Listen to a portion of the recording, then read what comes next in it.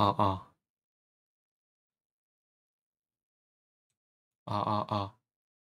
아아. 아아. 아아. 안녕하세요. 네. 안녕하세요. 저번에 인제 차트를 분석하는 영상에 대해서 한번 찍었었는데, 제가 어떻게 이야기를 해야겠다라는 순서 없이 영상을 찍다 보니 앞뒤가 좀 맞지 않는 부분도 앞뒤 흐름에 맞지 않는 부분을 이야기하게 된 것도 있고, 엉뚱한 이야기, 그리고 인제 정작 해야 될 이야기에 대해서 안 한 부분이 많아서 좀 이렇게 목차를 '어떻게 이야기해야겠다.'라는 이제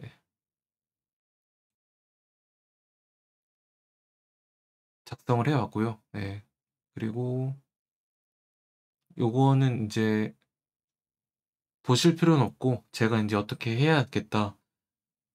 어떻게 말을 해야겠다. 어떻게 분석하는 방법에 대해서 이야기를 해야겠다.'라고 작성을 해 오신 거기 때문에, 뭐 아신 뭐 뭐 모르셔도 됩니다. 뭐 필요한가? 잘 모르겠는데, 뭐 알면 좋겠죠. 근데 뭐 제가 틈틈이 작성을 한 거고, 물론 여기에 담기지 못하는 내용이 너무나도 많습니다.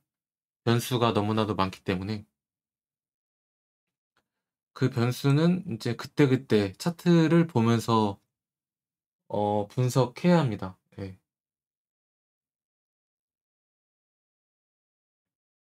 뭐 바둑과 같이 너무나 많은 경우의 수가 있기 때문에, 그건 그때그때 이제 시장 심리를 해석을 할 줄 알게 되면 어 나중에 인제 얻어지게 되는 것이고요. 일단은 기본적인 이론은 이렇습니다. 그래서 인제 왜 인지에 대해서부터 한번 이야기를 해 볼게요. 저도 맨 처음에 차트를 돈을 벌고 싶었죠. 돈을 벌고 싶었고, 그래서 사람들이 인제 다 주식, 코인, 뭐 선물 이런 걸 한다더라 싶어서 저도 처음에 코인으로 시작을 했어요. 코인으로 시작을 했다가 돈을 좀 잃고, 그러다 보니까 답답하더라고요 되게, 성격상. 제 MBTI가 INTJ인데 성격상 매우 답답해서 유튜브도 보고 책도 뭐 끄적끄적 보고 했는데 결론이 없더라고요 다들. 뭐 그냥 어디서나 누구나 다 알 수 있는 당연한 말들을 하고 있고, 정작 이 차트는 어떻게 분석을 해야 되는가, 이게 상승할 것인가 하락할 것인가에 대해서 이야기를 해 주는 곳은 없었습니다. 물론 차트라는 것이 교과서적인 이야기와는 다르게 매우 변수가 많고, 어 어 이렇다 할 그게 없죠. 왜냐하면 인제 차트라는 것도 사실 우리가 주식 가격에 대해서 인제 그래프로 나타낸 것, 처음엔 이제 확률 분포로 찍어서 이제 차트 모양을 만든 걸로 알고 있는데, 어쨌든 인제 이렇다 할 그게 없어서 저도 공부를 많이 하다가 결론은 "답은 차트에 있다." 이런 이야기를 하는 사람들이 되게 많더라고요. '그래? 그러면 차트를 한번 파 볼까?' 이런 생각에 차트를 그냥 무작정 봤던 것 같아요. 무작정 보고 이런 지표 저런 지표도 많이 적용해 보고 하다가 인제는 지금에 이르게 된 것입니다. 코인을 맨 처음에 시작한 거는 21년 4 월로 기억해요. 엄청난 상승장이었죠. 네. 상승장이 시작해서 하락을 맞고 시작하다 보니까 음 힘들었던 적도 많았는데, 아무튼 그렇게 됐습니다. 물론 제 이론도 100% 정확도를 가지고 있다고는 말하지 못합니다. 하지만 제가 분석을 하면서 제 이론을 토대로 분석을 하면서 '와 이거는 내 차트로는 해석이 안 된다.' 이런 적은 뭐 거의 없었던 것 같습니다. 만약 그런 경우가 있다면 뭐 경제 상황, 경제 지표, 뭐 외부 요인이라고 하는 어 그런 데서는 차트가 해석이 불가능한 경우가 좀 많았던 것 같습니다. 예를 들어서 테슬라가 올해 최대 실적을 냈어요. 평소 작년 같은 분기 전 분기에 비해서 판매량을 200대 300대 200배 300배20배 30 20배 30배 정도 판매량을 올렸다고 하더라도 이번 트럼프 관세와 같이 갑작스런 이슈가 생기면 차트 뭐 아무리 긍정적인 요소에도 불구하고 하락할 수밖에 없습니다. 네.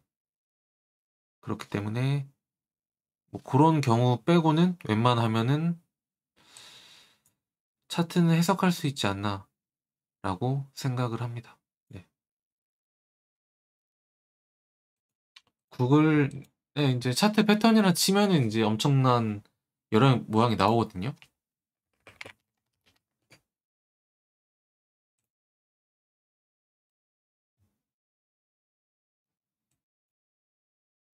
뭐 요런 것들인데 요런 것들인데 사실 요런 것도 다 차트 이동평균선과 공부하면 얻어지게 되는 내용입니다. 굳이 이런 차트 패턴을 공부할 수도 없고 공부한다 하더라도 그대로 적용이 되지 않고요. 이제 이동평균선에 대한 것만 이해하면 차트 패턴을 인제 차트 패턴이 고대로 인제 적용이 됩니다. 네. 그리고 저는 인제 어 되게 심리에 대한 분석 내용이 많기 때문에 시장 참여자들에 대한 심리 분석과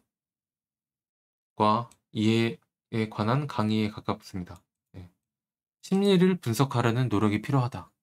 요거는 이론대로 되는 게 정말 아니거든요. 왜냐면 이 심리를 분석한다. 요거는 사람들마다 생각하는 것이 다르고 그렇기 때문에 제가 아무리 여러 명 가르쳐 봤지만 너무나 제 상황에선 당연한 경우에도 다르게 생각하시는 분들이 계시더라고요. 그렇기 때문에 어느 정도 이거는 노력이 좀 필요한 부분, 어떻게 보면 타고날 수도 있다고 생각합니다.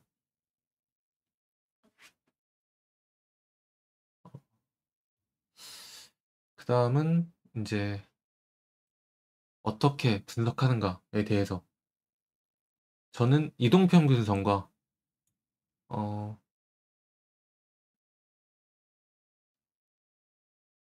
거래량 저항선은 지표가 아니죠. 저항선 정도 봅니다. 네. 이거는 본격적으로 차트를 한번 보도록 하겠습니다. 한번 설명하고 갈까요? 저는 이제 이동평균선과 거래량을 보고요. 어 네. 내용이 이게 다네요. 네 아무튼 그러면 바로 한번 분석을 한번 해 보도록 하겠습니다. 이제 이동평균선에 관한 내용인데요. 일단은 제가 인제 켜져 있는 그래프는 지표는 음 MSAS라고 이게 간단 이동평균선이죠. 심플 뭐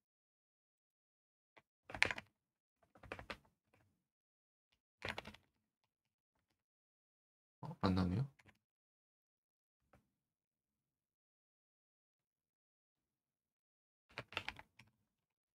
이건가요? 저는 이동평균선인데 이게 그냥 일반입니다. 심플 그냥 기본 이동평균선이라 왜 안 나오지? 그냥 똑같이 검색해보면 나올 건데 단순 이동평균이네요. 제가 쓰는 건 단순 이동평균인데 인제 트레이뷰 차트 특성상 인제 제가 에센셜을 쓰고 있는데 지표가 한정되어 있어서 킬 수 있는 지표가 한정되어 있어서 요걸로 사용하고 있습니다.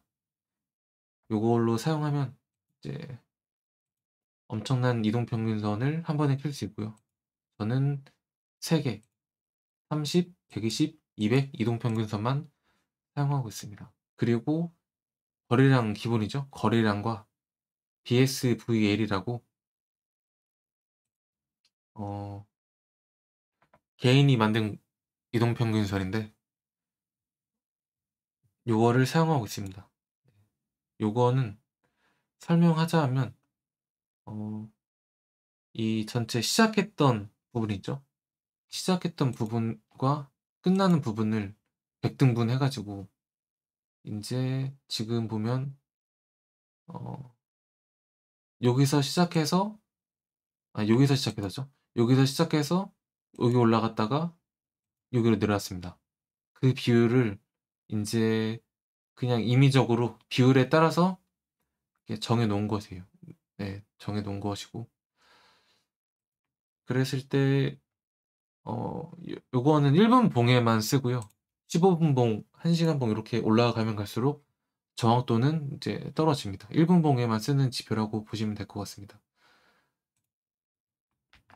요거는 설명보다 인제 하시다 보면은 아실 수 있는 내용이고 그러고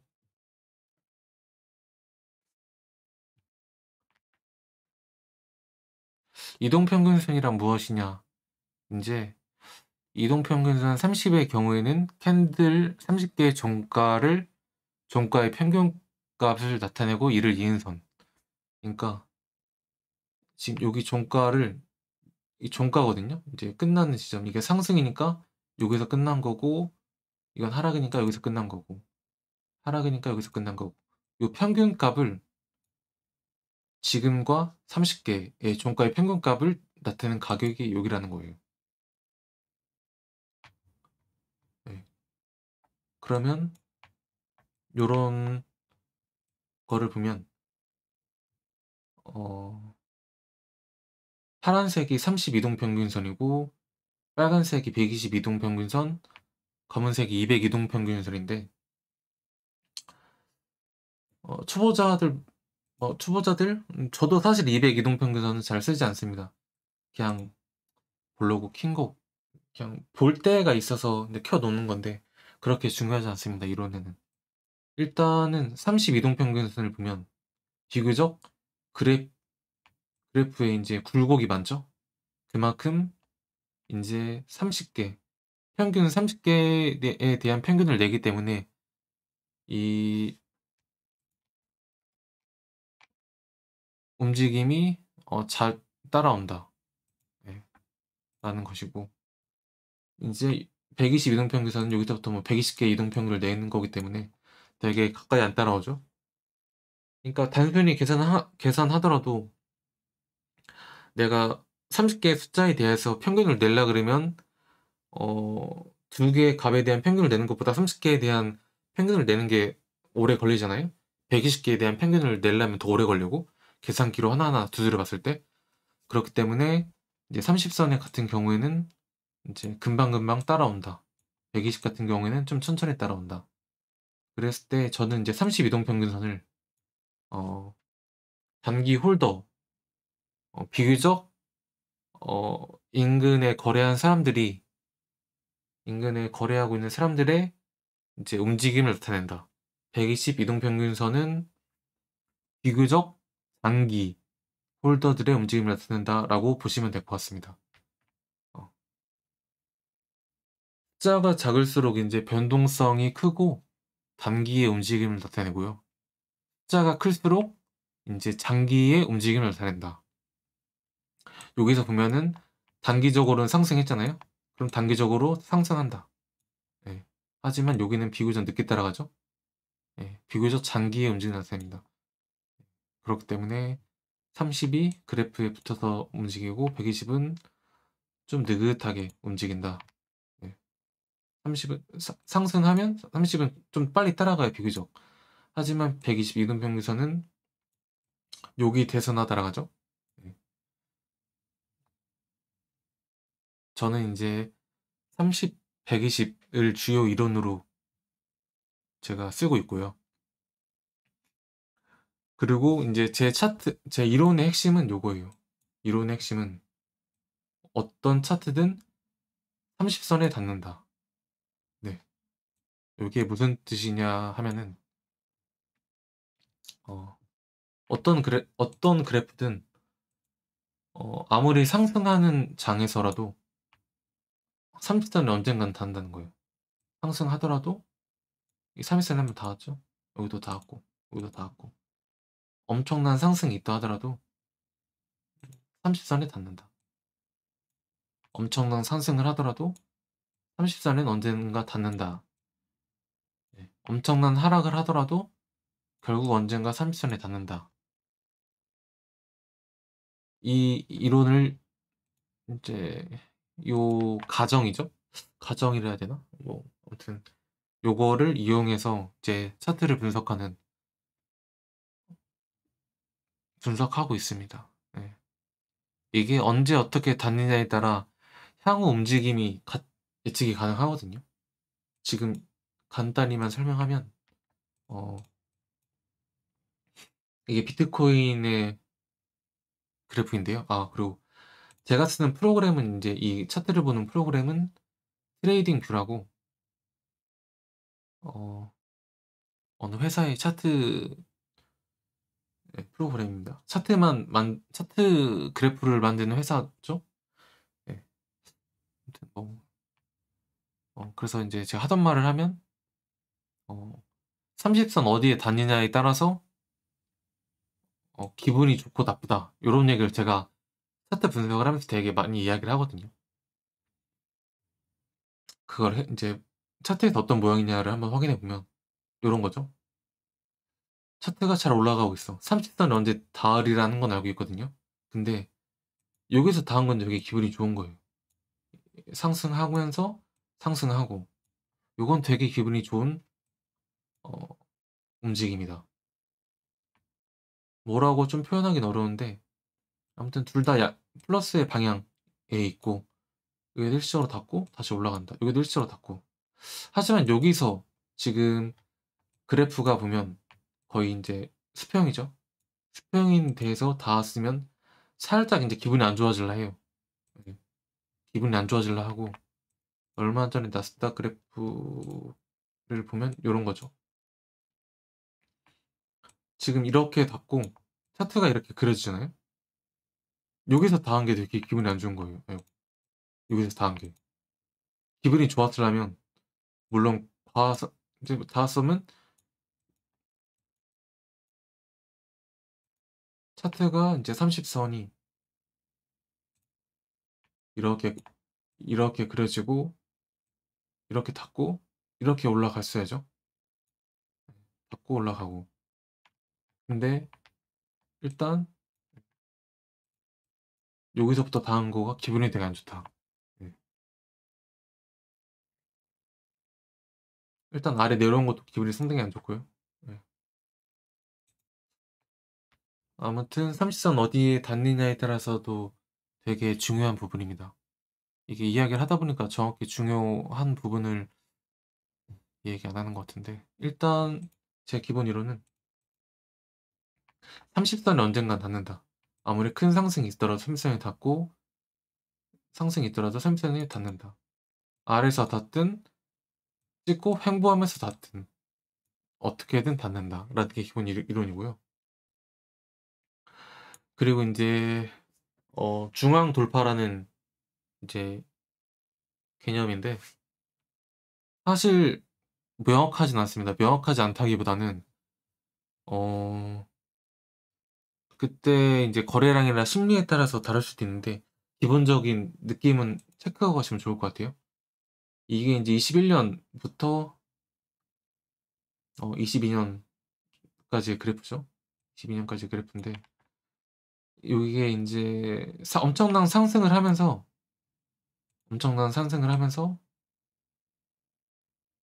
한번 이런 그래프가 그려졌었는데 일단 이런 심리를 한번 분석해 볼게요. 어 우리가 상승을 하다 보면 어 엄청난 상승을 해요. 막 갑자기 내가 주식을 갖고 있어. 5,000원, 10,000원, 12,000원 이렇게 가다 보면 이게 한 번도 역사상 온 적이 없는 가격이야. 그러면 어쨌든 이 주식이라는 게 팔아야 이득이잖아요. 팔아야 이득이라 중간중간 이렇게 팔고자 하는 사람들이 나타나. 근데 어 팔았는데도 엄청나게 팔았는데도 불구하고 잠시만요. 여기서부터 여기까지가 거의 31%가 떨어졌거든요. 그러면 엄청나게 많이 떨어진 거잖아요. 여기서 샀던 사람들은. 그럼에도 불구하고 30선에 30선에 닿지 않고 올라갔다. 아직 가격 테스트가 덜 된 거예요. 하지만 인제 계속 올라가는 와중에도 아마 있었을 거예요. 여기서 보면 올라가는 와중에 파는 사람 있고 여기서 뭐 거의 없었죠. 여기서 올라가는 과정에 여기까지 팔았었고 올라가는 와중에 여기까지 팔았었고. 네. 하지만 30선에 닿지 않는 이제 비교적 적은 매도였다. 하지만 이 가격이 한도 끝도 없이 올라가요. 지금 비트코인 같은 경우에는 이때 64,000 정도 찍었었는데 64,000 정도 찍으면서 이거는 이제 시장 심리라는 게 다수를 따라가게 돼 있거든요. 그러니까 이 10명이 버릴 때랑 100명이 버릴 때 시장에 참여하고 있는 사람이 1,000명인데 이 중에 10명이 버릴 때는 이 30%밖에 안 떨어진 거야. 예. 이득을 보는 사람들이. 근데 고점에 올라가면 올라갈수록 매도하고자 하는 사람들이 많아지거든요. 그렇기 때문에 매도하고자 하는 사람들이 많아지기 때문에 왜냐면 여태까지 역사상 온 적이 한 번도 없는 가격이니까 이 정도에 팔면은 내가 충분한 부를 누릴 수 있다. 지금 여기가 10,000원, 10,000달러대인데 거의 6배가 넘는 가격이 폭등했죠. 그렇기 때문에 가면 갈수록 이제 하락폭이 심해진다. 지금 여기서 보면 여기서부터 여기까지 24%. 하지만 여기서 30 몇 프로 떨어졌으니까 있을 만한 하락이죠. 하지만 여기서 보면 거의 54%가 넘는 하락이 발생합니다. 그랬을 때 한도 끝도 없이 이게 64,000원 하던 것이 지금 막 30,000원대 하는 거예요. 그러면은 어쨌든 시장 심리상 비트코인에 대한 신뢰가 있고 이 주식에 대한 신뢰가 있으면 어쨌든 중간중간 사는 사람이 계속 있다는 거죠. 여기서 떨어지지만 아니야 난 이 비트코인의 가격 48,000원이라도 충분히 메리트가 있다 생각해라고 생각해서 사는 사람도 있고 하지만 이게 고점을 돌파했으면 더 올라갈 수 있었겠죠. 하지만 전고를 실패하고 약간 이렇게 예, 뭐 헤드앤숄더 패턴이 나오면서 아무튼 고점 정복을 실패하면서 떨어지면 이제 가속도를 붙게 되는 거죠. 가속도를 붙게 되면서 하락을 했어요. 그랬을 때 우리는 여기서 가상의 중앙선을 그어보자라는 겁니다. 잠시만요.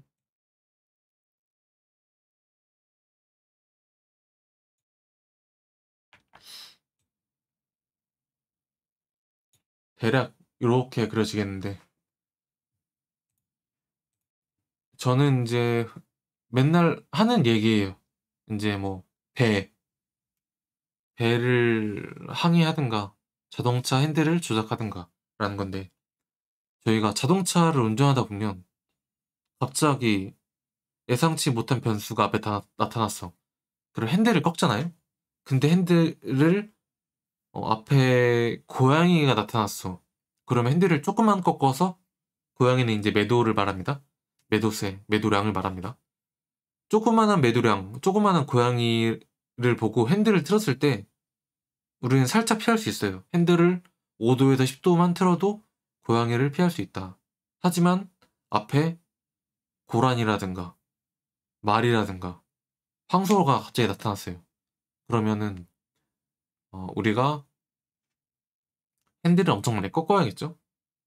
핸들을 꺾으면 이미 내가 돌이킬 수 없는 강을 건넜다.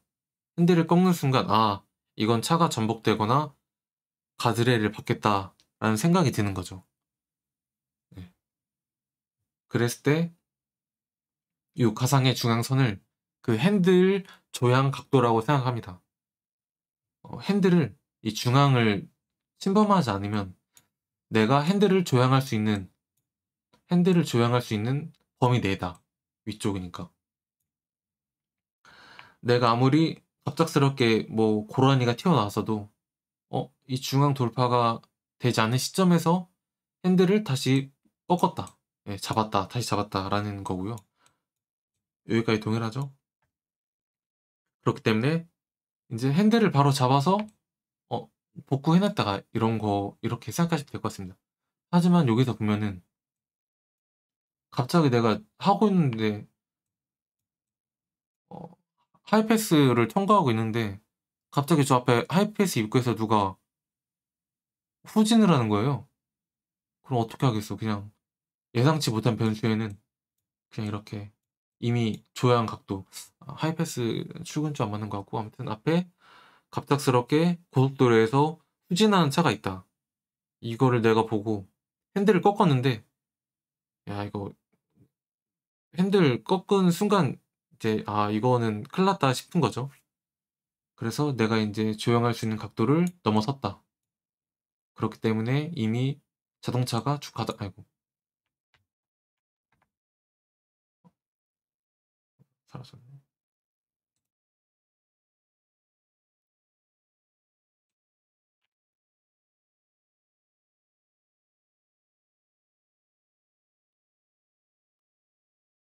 자동차가 쭉 가다가 핸들을 꺾어버리는 순간 이렇게 막 휘청하잖아요.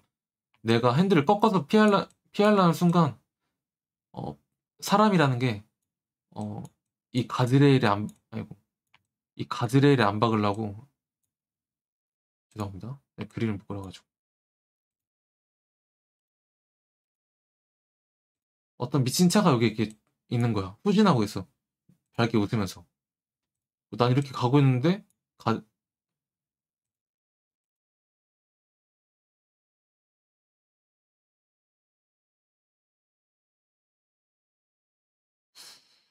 음, 이 가드레일입니다.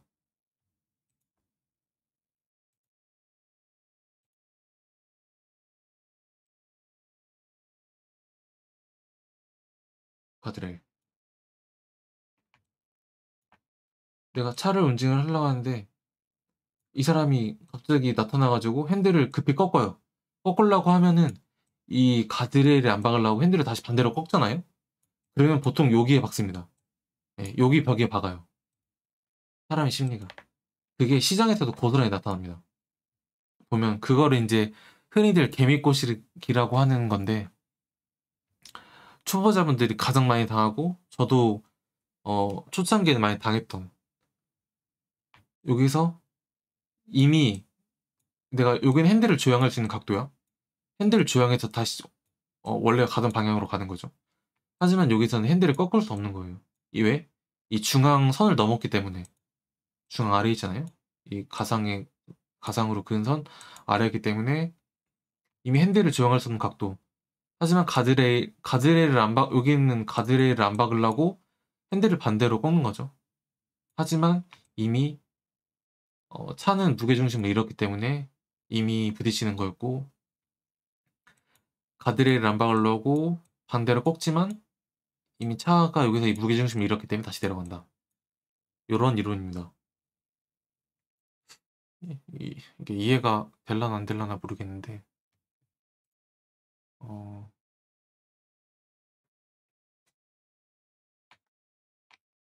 그렇습니다. 네.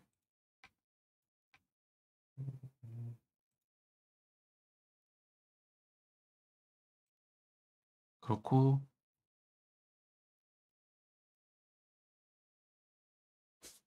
다음은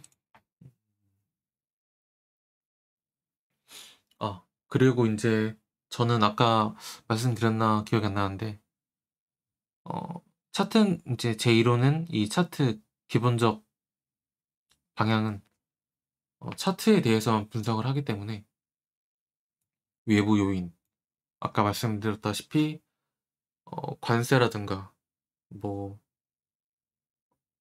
그런 이슈 외부 요인, 뭐 CPI라든가 그런 외부 요인에는 별도 체크해야 합니다. 예. 외부 요인에 따라서 차트 해석이 불가할 수 있고 하지만 인제 이 차트라는 게 어 모양은 다르게 움직이지만 거래량으로는 해석이 가능할 수 있다. 매도량은 발생해서 차트가 하락하는 거기 때문에. 그렇고 또 요새는 비트코인이 좀 양성화되면서 나스닥과 연동이 돼서 많이 커플링 되고 있기 때문에 나스닥이나 외부인 경제 상황 같은 거를 잘 확인하셔야 합니다. 예. 그렇고 인제 보통 저는 인제 하락을 볼 때 한 3.5분 본다고 하거든요. 예. 이게 저점인지 완벽하게 테스트하기 위해서는 한 3.5번 정도의 테스트가 필요하다. 지금 보면은 여기까지 한 3 번에서 4번 정도 저점 테스트를 했죠. 저점 테스트하고 올라가는 모습이었고요. 하지만 이제 그 같은 한 번 더 저점 테스트를 할 때 중앙을 뚫렸고 개미꼬시기 갔다가 다시 내려가는 그런 모습입니다. 음.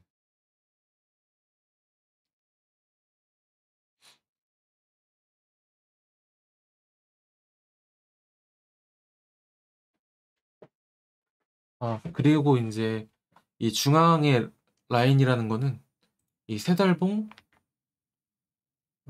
나스닥을 한번 볼게요. 세 달봉 이제 이렇게 이게 세 달봉, 한 달봉, 일주, 하루, 4 시간, 1 시간, 15 분, 5 분, 1분 봉인데 이 세 달봉으로 갈수록 신뢰도가 상승합니다.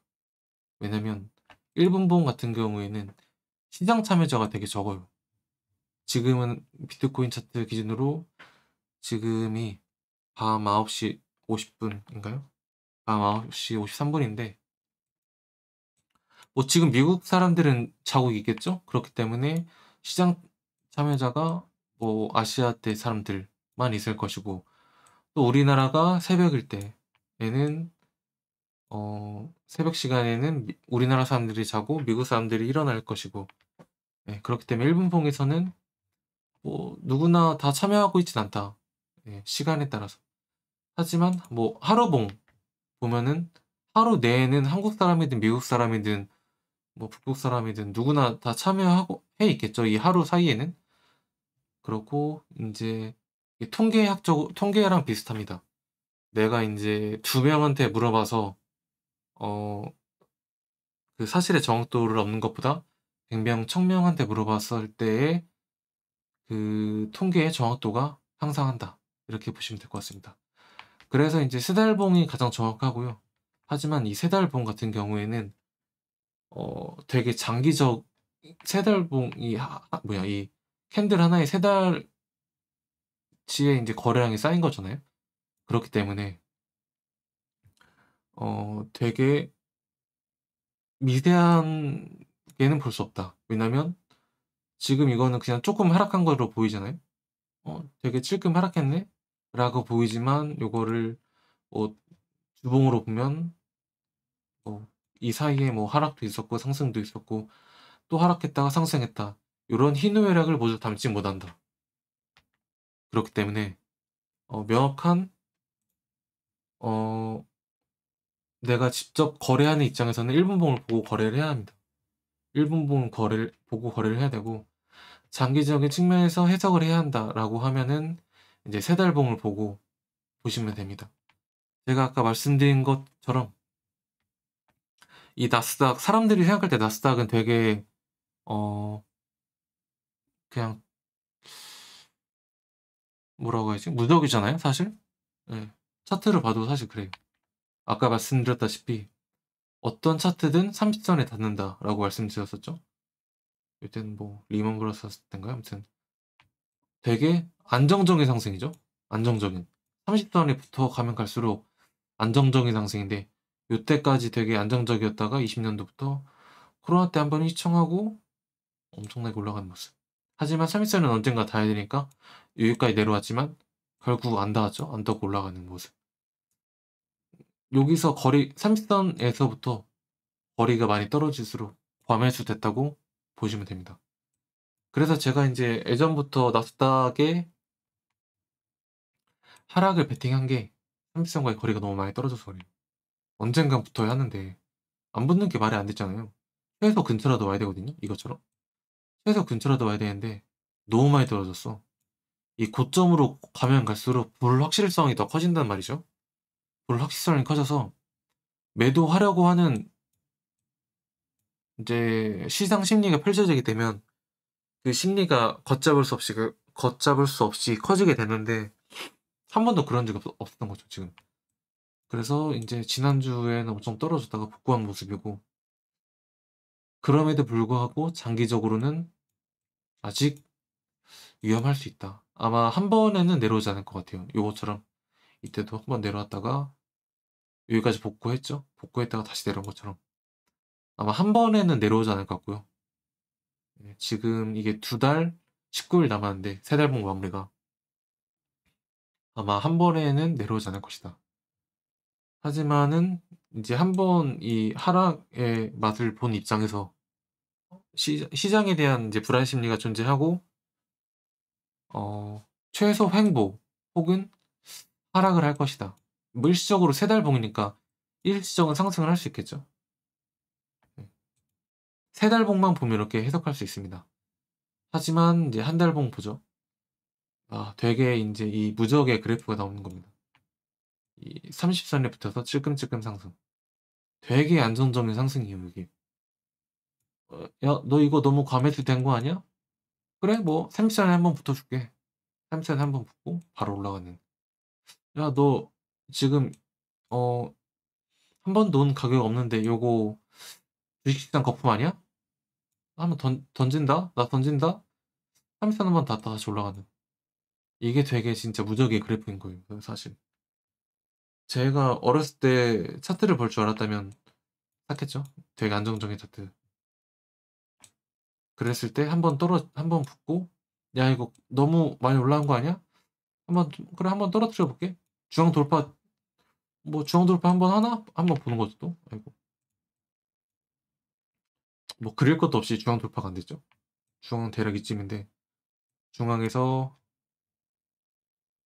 뭐 한 번, 두 번, 세 번, 네 번, 3.5번, 3번에서 4번 정도 테스트한 후에 올라갔습니다. 네. 되게 이 나스닥이 무적인 이유가 차트에서 나타납니다.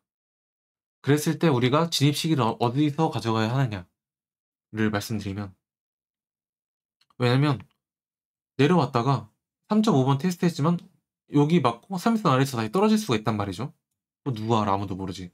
그렇기 때문에 30선이 아니 이 캔들이 30선 위에서 완전히 안착을 하는가를 보고 들어가야 합니다. 여기 맞고 다음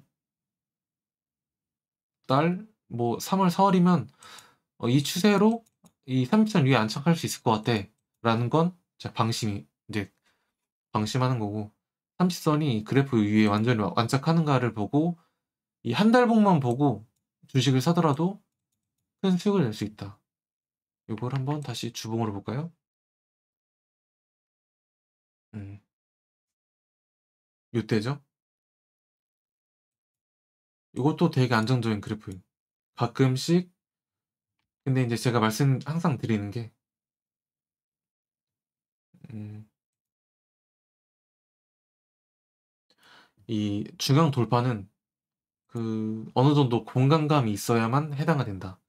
그리고 이 사실 이때 언제죠? 코로나 때구나. 이 그래프가 양의 방향에 있을 때 어느 정도 공간감이 있을 때 해당이 된다.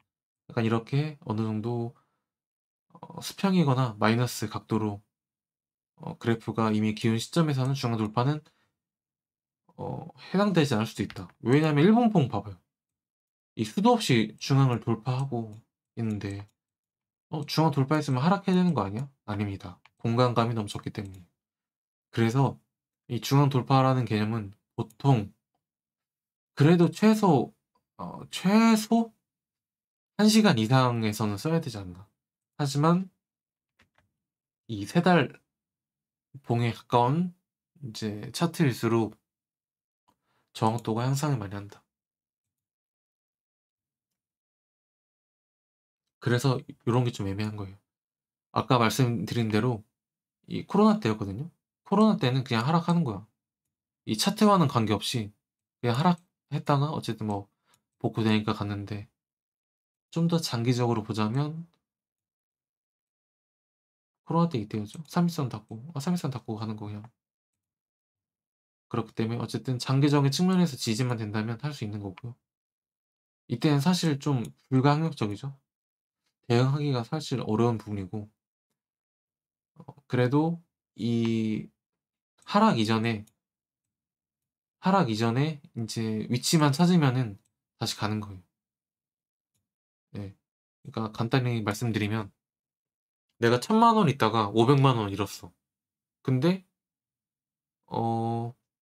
다시 1,000만 원이 됐어. 그러면 옛날에 50% 손실, 500만 원 잃은 거에 대한 과거는 기분 좋게 잊을 수 있잖아요. 약간 그런 느낌입니다. 그렇기 때문에 하락 있었더라도 고점 이상으로만 복구를 하면은 뭐 이 코로나 이핌 잊을 수 있다. 그래서 이거에 대한 불확실성을 해소하는 이제 저항선인 거죠. 그렇게 이해하시면 될 것 같고, 이거 이제 예외 변수 빼놓고는 상당히 안정적으로 30선에 붙어서 가죠. 이게 진짜 미친 그래프입니다.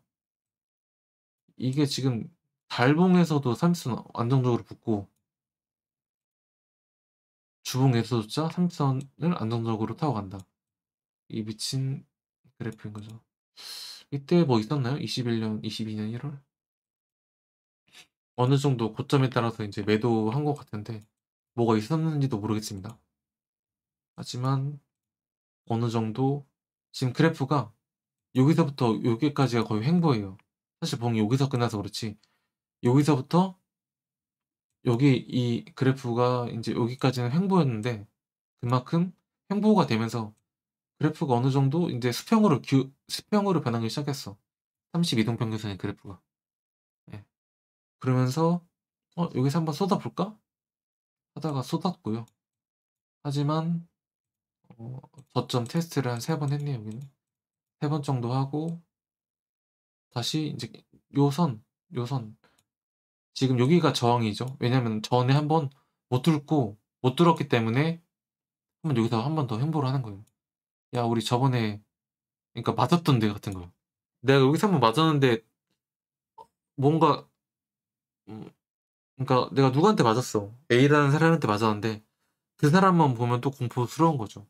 그렇기 때문에 한 번 더 못 들었기 때문에 횡보를 가져가고 상승하는 모습. 네. 이것도 이제 미친 그래프죠, 지금.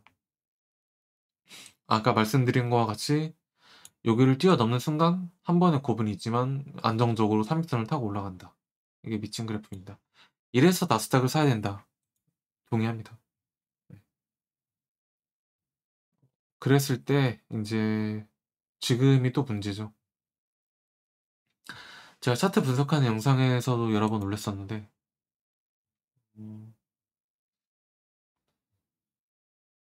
잠시만요. 이제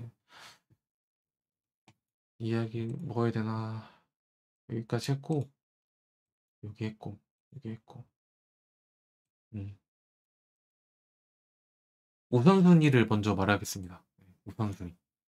그래, 그러면 이게 거래량, 제가 이제 우선순위를 거래량, 저항선, 30, 120 이론이라고 적어놨는데 그러면 30, 120 이론과 저항선과 거래량 각각 나타내는 방향이 다를 때 어떻게 해야 되나요? 라고 한다면 1순위는 거래량, 저항선, 30, 120 이론입니다. 이게 무슨 말이냐 하냐면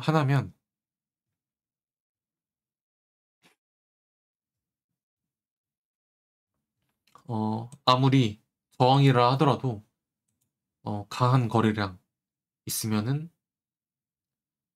그게 우선이다라고 보면 될 것 같은데 이 예시를 들 만한 데가 있을까 모르겠네. 음.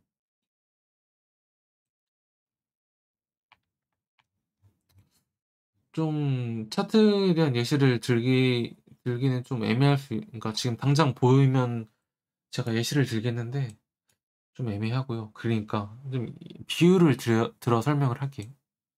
비유를 들어 설명하면 거래량이라는 거는 거래가 이루어지려면 내가 돈을 투자해야 되잖아요. 돈을 투자해. 어 지금 비트코인 10개를 샀어. 그럼 여기에 지금 10이라는 숫자가 딱 오를 거란 말이죠. 지금은 이게 1분봉에 여기를 보시면 됩니다. 여기 봤을 때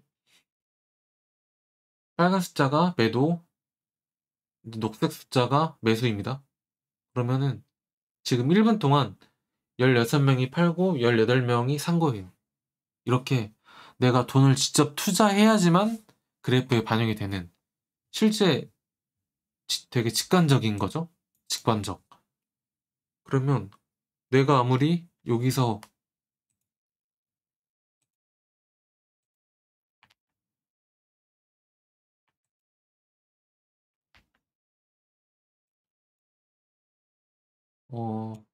이 여기가 지금 한 번, 두 번, 세 번 못 뚫은 저항선이잖아요. 저항선이 있다 하더라도 여기서 내가 충분하게 엄청나게 많은 거래량을 쏟아냈다면 뚫렸을 거예요. 하지만 왜 안 뚫렸냐? 거래량이 적었기 때문에. 매도량이 적었기 때문에. 지금 이 하락에 대해서 누구나 명확하게 여기는 던져야 된다 라고 생각하는 사람이 적었기 때문에 충분히 떨어지지 않는 거예요. 여기서가 누가 봐도 고점, 누가 봐도 어, 경제 신호가 안 좋아. 그럼 다 던졌겠죠? 하지만 그렇게 의심할 만한 뭐 상황이 있었거나 아니면 뭐 차트적으로 그런 게 없었다. 왜냐면 지금 내가 던졌는데 갑자기 주식이 오르면은 그건 던진 사람만 바보 되는 거잖아요. 그렇기 때문에 이 거래량과 그래프라는 건 되게 직관적이고 현실을 반영한다. 네. 그렇기 때문에 여기서 거래량이 충분치 않았기 때문에 매도량이 충분치 않았기 때문에 적당히 내려간 것이다. 예. 지금 누가 봐도 던져야 되는 상황이 있으면은 엄청난 거래량이죠. 엄청난 거래량으로 던졌을 것이다. 네.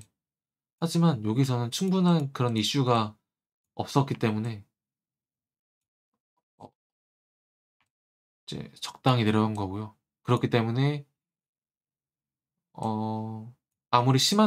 아무리 심한 저항이 있더라도 거래량으로 뚫을 수 있다. 돈이 깡패다. 내가 직접 돈을 주고 거래한 증거가 이 거래량이잖아요. 그렇기 때문에 이제 거래량이 깡패다라는 말씀을 드리고 싶고요. 그 다음에는 저항선이 더 중요하다. 저항선의 예시를 들어보자면 옛날 이때일 것 같아요.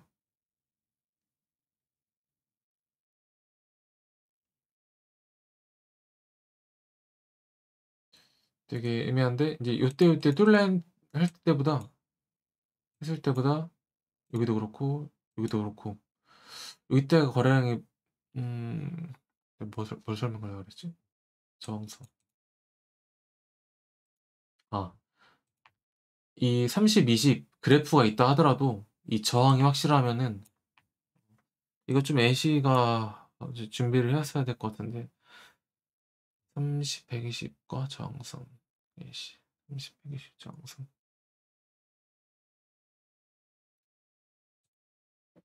그래프를 찾아보도록 하겠습니다.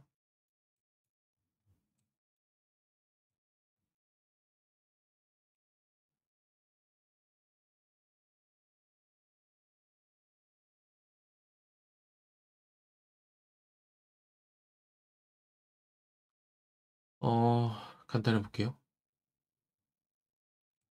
요때를 한번 보도록 하겠습니다.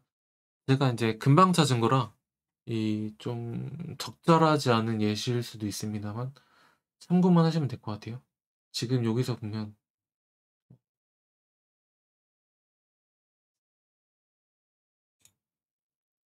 중앙에 가상선을 그립니다.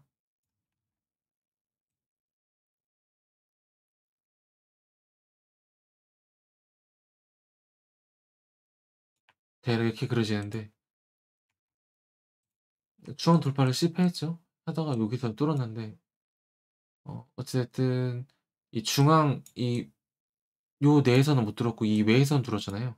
그랬을 때 인제 저항이 흔히들 말하는 제가 말하는 저항은 전횡보 라인, 만이 횡보한 라인 제가 라이브에서 많이 말씀을 드렸는데 매일 말하는 게 인제 그 시장 가격이거든요. 시장 가격. 이게 우리가 소주 가격이 맨날 3,000원 하다가 4,000원 하다가 요새는 5,000 원이죠. 이게 3,000원 하다가 4,000원 갑자기 올라요. 그러면 '뭐야 왜 이렇게 비싸지?' 하지만 4,000 원인 가격이 4,000 원인 시각이 많아지면 어 그냥 4,000 원으로 인제 사람들이 인식하기 시작합니다. 그러다가 인제 소주 가격이 5,000 원이 되면 또 '아 5,000 원이 그냥 요새 물가가 다 올랐어. 그래 원래 그래.'라는 생각을 하게 된다는 거죠. 그래서 이 전에 횡보했던 기간이 길면 어 여기는 인제 자꾸 올라갈라 하다 실패한 구간이잖아요. 올라가다 실패한 구간 요 라인이. 그래서 인제 사람들의 심리는 이미 소주 가격이 5,000 원인 거야. 예. 그러니까 이때는 인제 그거는 보통 인제 올라가는 가격에서였고 이건 내려가는 가격이었으니까 여기가 뚫지 못하는 가격인 거죠.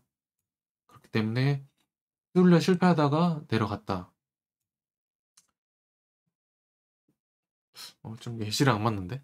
설명해 보니까.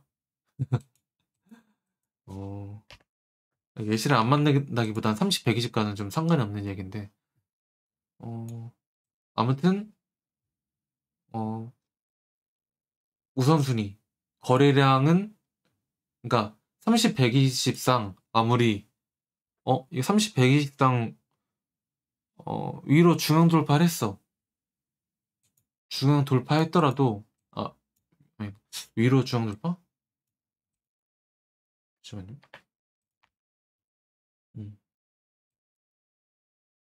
여기서 볼까요? 여기 돌파한 게 없어서 여기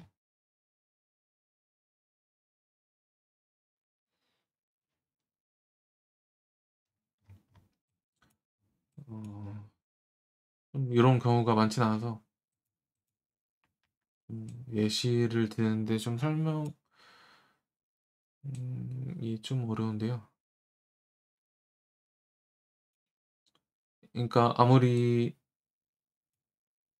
이렇게 중앙 돌파를 못했다 하더라도 위에 엄청난 저항선이 있다 하면은 다시 갖다 내려오는 거예요. 예. "야 3.5 번이라고 하지 않았어?" 근데 위에서 엄청난 거대한 벽이 버티고 있어. 그럼 다시 내려오는 거죠.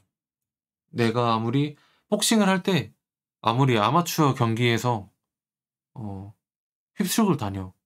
근데 프로 경기에서 벽을 느끼잖아요. 그러니까 아무리 내가 아마추어에서 길고 난다 하더라도 위에 이제 프로의 벽이 인제 강하면은 내가 아무리 아마추어에서 쌓은 이론으로는 정 그 '프로의 벽을 넘기 힘들다.' 하지만 프로의 벽에서도 헤비급이 깡패잖아요. 이게 그런 느낌이죠. 음. '체급이 깡패다.' 네 요렇게 보시면 될 것 같습니다. 이해가 되려나 안 되려나 모르겠는데 아무튼 그렇고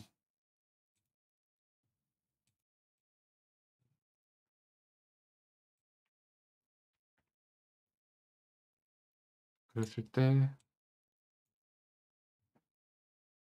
제가 좀 또 하다 보니까 순서가 뒤죽박죽 되네요. 이것도 했고요. 200선은 굳이 뭐 할 필요가 없습니다. 초보자분들은 하실 필요가 없고 이것도 했었죠. 3달봉으로 갈수록 장기적인 흐름을 나타낸다. 그리고 통계 3달봉 내에서는 많은 사람들이 참여하고 있기 때문에 어 장기적인 흐름에 있어서 해석하기 그렇게 해석할 수 있다. 장기적인 흐름에서의 해석으로 받아들여진다. 음.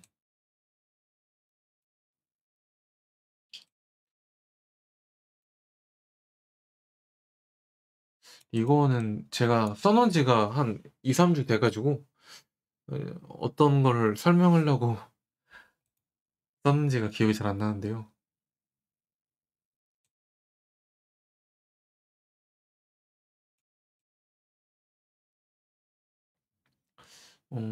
기억이 잘 안 납니다. 죄송합니다.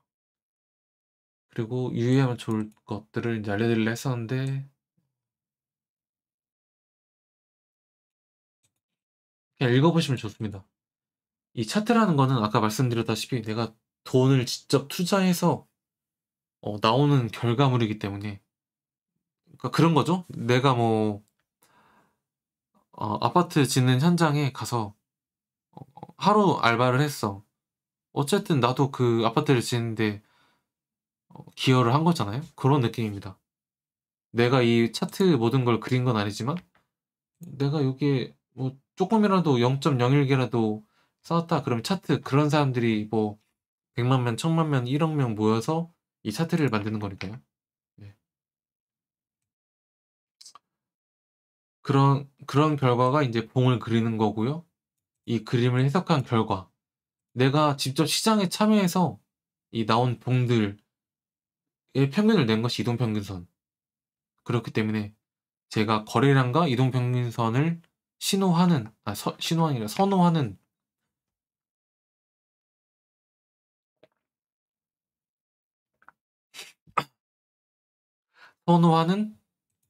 지표입니다. 네. 거래량 또한 매우 중요하다. 같은 말이죠. 시장에 참가하는 사람들이 직접 거래한 결과물로 시장의 방향성과 생각을 읽을 수 있는 가공되지 않은 유의한 1차 지표. 네. 캔들과 거래량. 이에 따라서 패턴 해석하며 패턴 인식이 중요하지 않다면 강조하되 패턴 해석 심리 설명해 주기. 요런 거는 뭐 당장 설명이 좀 어려운데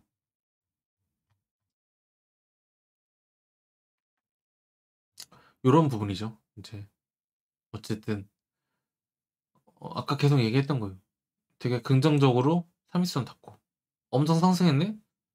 하지만 찔끔찔끔 올라가. 그러다가 30선 언제 닿을 거야? 아니 아직 안 닿을 거야. 요때 한번 탔고요. 그럼에도 불구하고 되게 양의 그래프에서 닿았죠. 그래프 이동평균선이 이제 플러스인 타에서 닿고 닿고 여기서 한번 떨어지죠. 떨어졌다가 인제 어느 정도 인제 이게 헤드 앤 숄더라고 저는 생각을 하는데 어깨, 머리, 어깨.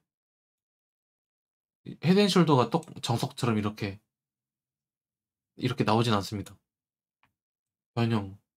그랬을 때 이걸 해석을 인제 심리들 하는 건데 어쨌든 이 간단히만 말씀드리면 이 고점을 정복을 여기서 하긴 했지만 어쨌든 종가는 비슷한 수준이죠. 이거 뭐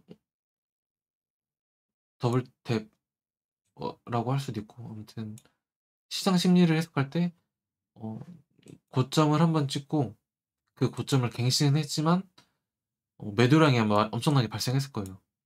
그렇기 때문에 지금 그래프가 빨리 내려왔다. 음. 요것만으로는 좀 설명이 좀 어려운데 아무튼 이 시장 심리를 해석하다 보면 이 패턴이 어떻게 되는가에 대해서 자동으로 깨우치게 됩니다. 네. 아까 30, 120 패턴을 이용해서 보자면 중앙 돌파하려다 실패했죠? 여기도 중앙 돌파하려다 실패하고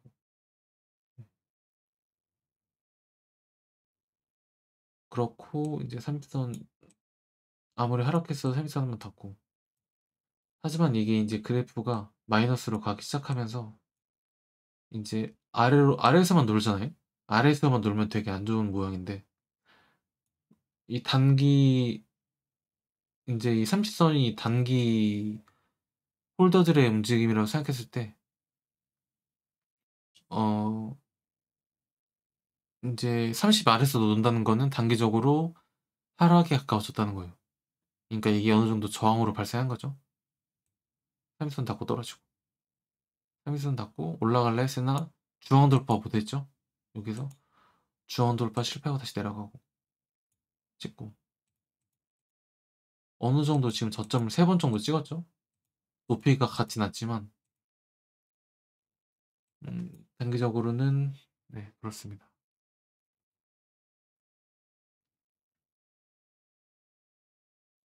그다음은 한번 거래량.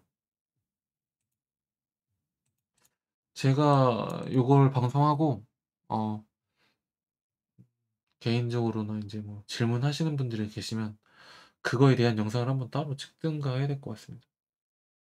거래량. 아까 말씀드렸던 것처럼 인제 내가 돈을 들고 시장에 참여하잖아요. 그러면 내가 손실을 할 수도 있고 돈을 딸 수도 있어. 인제 그런 사람들이 직접 시장에 참여한 결과물로 매우 객관적이다. 네. 그렇기 때문에 거래량이랑 이동평균을 제가 맹신하는 이유가 있습니다.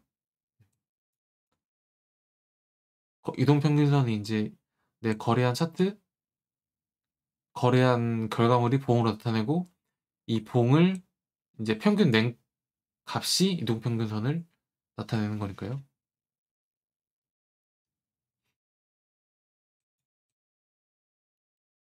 음. 이게 단기적으로는 되게 복잡한 내용이라 한 번에 좀 하기는 사실 어려운데요. 음 거래량. 거래량이 지금 보시면 BSVL을 자주 봅니다. 근데 사실 지금 인제 지금 관세 이슈와 더불어서 되게 좀 불안정한 시장 상황에 따라서 거래량이 거의 없는데 이더리움이 거래량이 되게 많네요. 그랬을 때 한번 이더리움 거래량 보니까 여기도 엄청난 거래량이 있었죠? 10K. 10K가 있었다는 거는 지금 이전에 보면은 보통 뭐 100개 많아야 100개 30개 뭐 요런 식으로 막 거래가 주다가 갑자기 어 8,500 개, 8,600 개를 산다? 이거는 시장의 심리를 나타내는 거긴 합니다. 고래든 개인이든. 갑자기 그러니까 내가 이게 실제 손실을 입을 수 있는 돈을 가지고 투자하는 거잖아요. 근데 갑자기 어 100 원짜리 고수업 치다가 갑자기 10,000원짜리 고수업이 들어온 거예요. 그럼 이 사람이 10,000원을 베팅하는 이유가 뭘까? 그만큼 어 그러니까 내가 누군가가 갑자기 와 가지고 우리 100 원짜리 내기를 하고 있었는데 "야 나는 10,000원 걸래." 그런 사람이 나타나면 '뭐야. 이 사람 어디서 확실한 정보를 듣고 왔나?' 라는 생각이 들게 되거든요. 그렇기 때문에 거래량이 시장에 미칠 수 있는 영향은 약간 그런 형태입니다. 어 갑자기 다수의 거래량이 나타나면 그게 시장 심리로 흘러갈 수 있다. 네. 그렇기 때문에 아마 지금은 일시적으로 하락하고 있지만 그러니까 올라갔다가 하락했지만 추후의 방향은 이에 반하는 거래량. 바로 다음에 8,600개 샀다가 다음에 바로 4,000개 정도의 매도량이 나왔죠. 매도량이 나왔음에도 불구하고 이 매수량이 4,500개 정도 많잖아요. 그러면 다시 상승할 우려가 있다는 거예요. 그것도 기가 막히게 30선에 닿고, 그렇기 때문에 매수가 나타나면 30선에 닿기를 기다렸다가 매수하면 됩니다, 보통의 그래프는. 그래서 어쨌든 지금 이더리움만 2.8%가 오르고 있는데 어 이더리움이 좋아요. 제가 옛날 어떤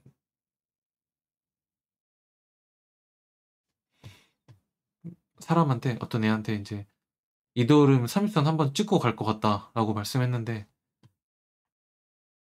찍고 아마 상승이 그래도 좀 있는 걸로 알고 있습니다, 비트코인에 비해서.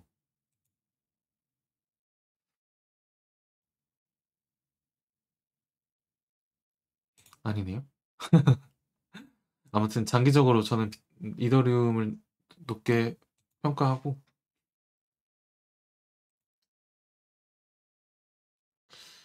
그랬을 때 아까 말씀드린 것처럼 어 큰 매수량이 나타났기 때문에 누가 8,500개 팔았는데 똑같이 8,500개를 팔지 않는 한 아직 4,500개의 매수량이 남아 있는 거잖아요. 그렇기 때문에 4,500개라 해서 인제, 그렇다고 해서 여기 4,500개의 매수량이 근처에 있는 게 없어. 그만큼 이 8,600개를 산 사람이 확실히 있다. 그럼 시장 심리는 그렇게 갈 수밖에 없다. 이게 꼭 한 사람에 의한 것이라기보다는 다수가 이렇게 만들어낸 걸 수 있거든요. 갑자기 누가 100개 사. 그러면 나도 지는 거 아니야? 100개 사고 200개 사고 300개 사 보고. 그런 게 합쳐져서 이런 결과가 나타냈다. 그랬을 때 30선을 닫고 다시 사면 된다. 이런 간단한 지표고요. 그리고 질문 중에 일분봉에서 일봉, 주봉까지 30선 움직임이 다를 때는 어떻게 해석해 가나요? 라고 하셨는데, 무조건 일분봉이 최우선이죠. 왜냐면 아까 말씀드렸다시피 이 주봉 엄청난 하락 속에서도 상승, 이게 지금 1월 1일부터죠. 1월 1일부터 3월 1일 거까지일 텐데, 1월 1일 여기서부터죠. 대략 이쯤에서부터 엄청난 하락을 했는데, 이 와중에서도 상승, 하락, 상승, 하락, 상승. 물론 하락이 있었지만 여기서 보면 상승. 하락과 상승이 있기 때문에 무조건 1분봉에 우선시해야 합니다. 그리고 여기서 보면은 이게 지금 상승하는지 하락하는지, 세달봉에서는 하락하는 것 같아. 달봉 볼까? 달봉에서도 하락하네. 근데 실질적으로는 여기서는 엄청난 싸움이 있던 거죠. 그렇기 때문에 아까 말씀드렸다시피 1분봉에서 거래량이 이렇게 강력하게 나타나면은 시장 심리가 이 큰 거래량의 어 거래량 쪽으로 갈 수밖에 없다. 네, 입니다. 그렇기 때문에 또 상승하고, 하지만 여기에 엄청난 저항이 있다면 엄청난 거래량으로 뚫지 않는 한, 거래량 1순위이긴 합니다. 그렇기 때문에 이게 아마 여기 엄청난 뭐 매수벽이 있었나 본데요. 매도벽이 있었나 본데요. 그렇기 때문에 뚫었든 뭐 매수가 있었든 아무튼 거래량이 1순위이기 때문에 뚫고 가는 모습, 올라가는 모습이죠. 올라갔다가 언젠가 3일선에 닿으니까 올라간다 해서 여기서 올라가도 1분 동안 차근차근 올라가잖아요. 이렇게 올라가잖아요. 이거 가야 되는 거 아니야? 하고 이거 다 찍었어. 근데 여기서 사는 사람들이 많단 말이죠. 근데 갑자기 다음에 50% 떨어져. '아 뭐야 이거 내가 잘못 알았나?' 하고 손절을 한단 말이죠. 하지만 차트는 올라가는데. 그렇기 때문에 추격 매수하시면 안 되고요. 이게 올라가더라도 30선을 어떻게 닿는가를 판단하고 사셔야 합니다. 30선에 닿았을 때 사는 게 좋고요.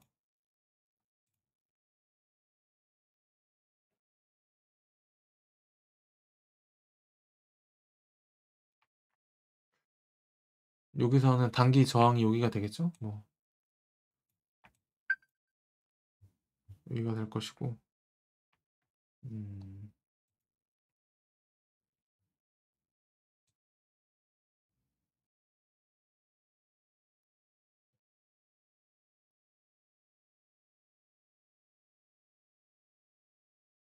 요거는요 같은 내용이네요. 1분봉에서의 거래량이 향후 움직임에 대한 방향성을 나타내므로 매우 중요하다.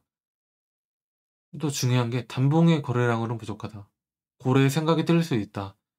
지속적인 거래량 혹은 움직임이 필요하다. 설명을 드리면 1분봉에서 요건 좀 크고 요거죠? 요것도 좀 애매한데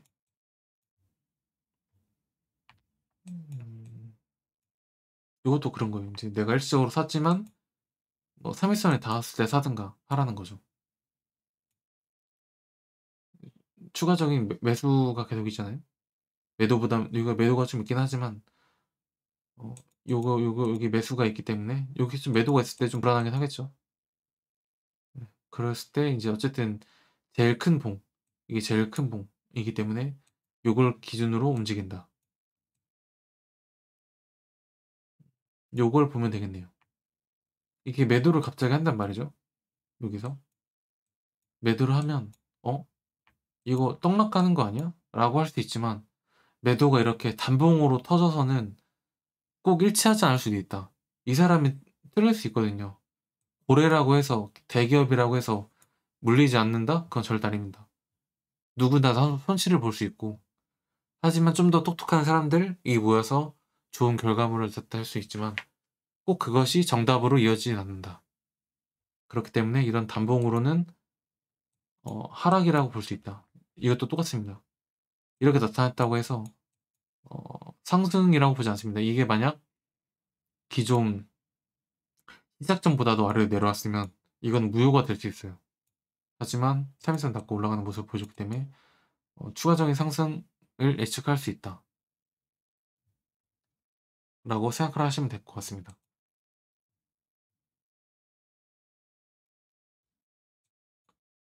그리고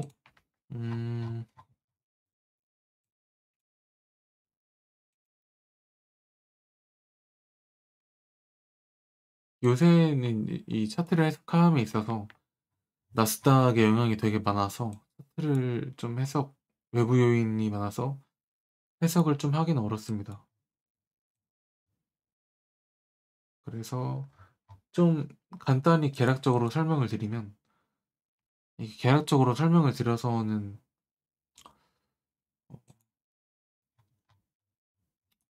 좀 혼자 공부하시는 데는 되게 어려울 수는 있으나 일단 당장은 뭐 예시가 없으니까 설명드릴게요.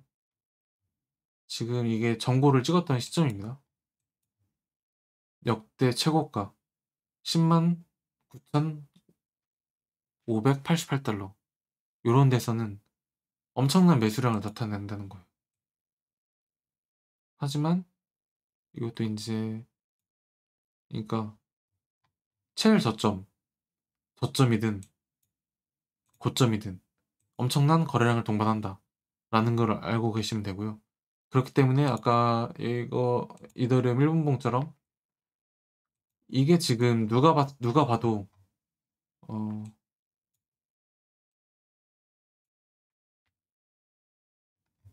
좀 애매하긴 한데요.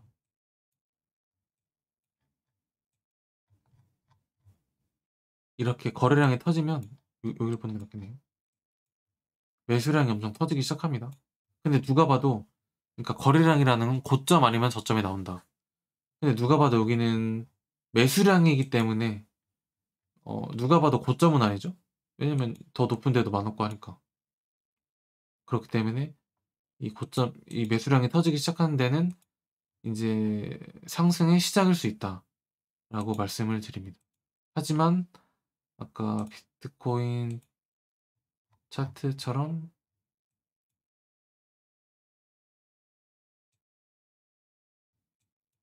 상승의 끝, 하락도 반대로 똑같습니다. 상승의 끝에도 역시 엄청난 매수량이 나올 수 있다. 이게 진짜 개미꼬시기고요. 개미꼬시기. 이제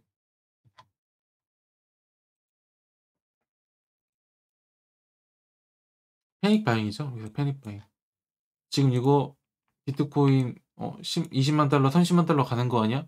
라고 생각하는 사람들이 엄청나게 이제 많이 한 결과가 이렇게 나오는 거고, 어,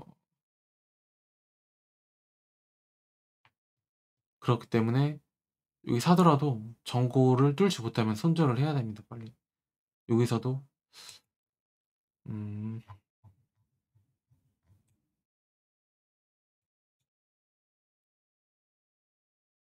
아까 말씀드린 거와 같이 시 어 거래량이 터졌어. 그럼 얼른 타 30에 닿았을 때 타는 걸 추천합니다.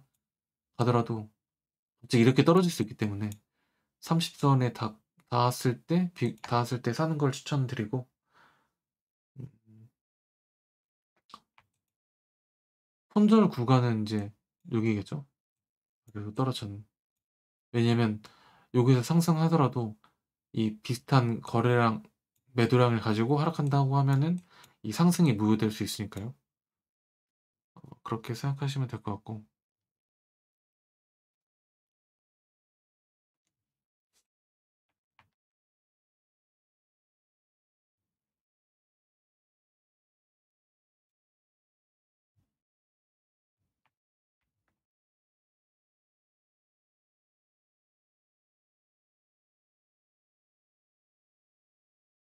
그다음은 저항선입니다. 저항선인데 이게 제가 두 번째 영상을 찍는 건데 영상의 퀄리티가 그렇게 높아진 것 같지 않아서 좀 걱정이긴 한데 어 저항선이란 그냥 제가 보는 차트 기준으로는 많이 겹치는 구간이에요. 많이 겹치는 구간.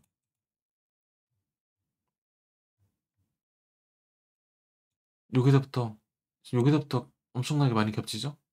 많이 겹치면 이 가격대로 엄청나게 가격이 이미 굳어 있다는 거예요.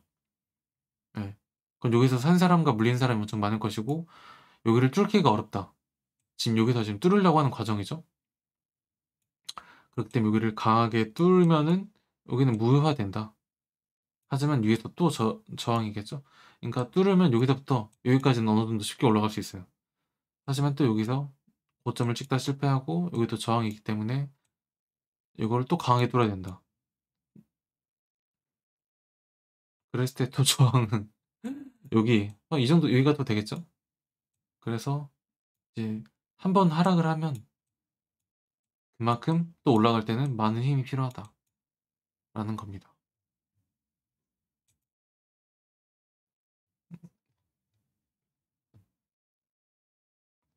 음 그리고 인제 대략 뭐 어느 정도 이야기는 대충 다 할 건 한 것 같고요. 그렇다 그러면 저한테 인제 또 물어보시는 분들이 계실 거예요. 다른 분들은 뭐 일목균형표도 쓰고 뭐 뭐라고 하죠? 뭐론 엘리엇 파동도 쓰는데 어떻게 생각하시냐? 뭐 일단 엘리엇 파동도 그렇고 엘리엇 파동은 사실 너무 변수가 많고요. 그렇기 때문에 제가 판단하기에는 어느 정도 끼워 맞추기가 필요한 지표이고 근데 그 변수를 해석하기가 너무 어렵다. 네. 그렇기 때문에 저는 신뢰하지 않는 지표입니다. RSI도 켜 놓고는 있습니다. 그냥 참고 용도고 거래할 때는 뭐 100분의 1도 참고하지 않는 지표입니다. 근데 어느 정도 그냥 참고 딱 말 그대로 참고만 하려고 인제 켜 놓는 거고 어쨌든 이동평균선과 거래량은 실질적인 거래를 통해서 나타낸 지표이기 때문에 신뢰도가 매우 높다고 생각합니다. RSI는 이게 보면은 거래하다 보면은 지금 RSI가 15 잖아요. 근데 막 7, 8, 6, 3, 2 막 1 이렇게까지 내려가는 거예요. 이게 그러니까 사실 인제 "30 이하는 과매도됐다."라고 말은 하는데 그 숫자의 깊이에 따라서 저점을 우리가 판단할 수 없기 때문에 신뢰하지 않는 지표이다. 일면균형표 또한 이게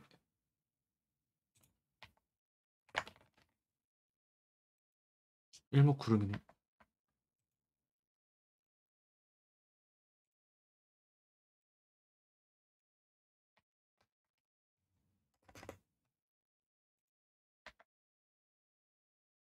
사실 너무 보기가 힘들어요. 이게 저는 어떻게 보는지도 모르겠고 이거 어떻게 해석하는지도 모르겠고 뭐 요 아래로 내려면 뭐 감에도 뭐 이거를 구름대를 벗어나면 뭐 감에수 이렇게 말을 하긴 하는데 저는 이렇게 어렵게는 못 하겠고요.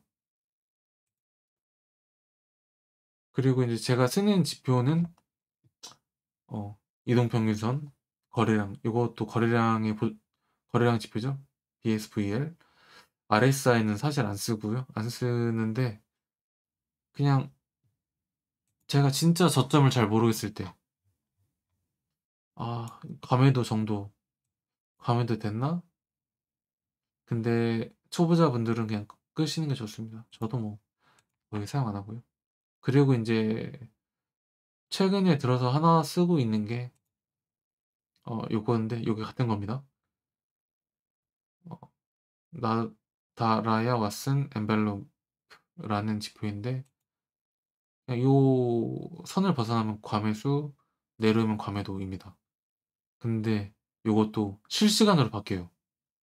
이 화살표가 없어질 수도 있고 이 그래프가 갑자기 더 위로 올라가고 이게 지금 리페인팅이거든요. 음.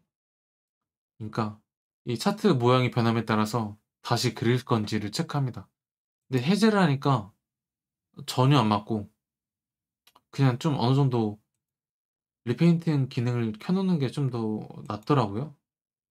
그래서 지금 이게 이 화살표가 막 연속으로 나타내기도 하고 보시면 네. 다 저점이래. 그러니까 저점이라기보단 과매도됐다. 근데 요거는 초보자 입장에서는 이제 안 보시는 게 낫습니다. 일단 30, 120에 대한 해석을 완전히 하시고 넘어가시는 게 좋습니다. 그리고 인제 차트라는 것이 이 심리가 개입되는 한 딱 A 플러스 B는 C다라고 답을 내릴 수는 없다고 생각해요. 그러니까 또 지표만으로 돈을 딸 수도 없다. 그러면 누구나 다 지표 켜고 돈을 벌었겠죠?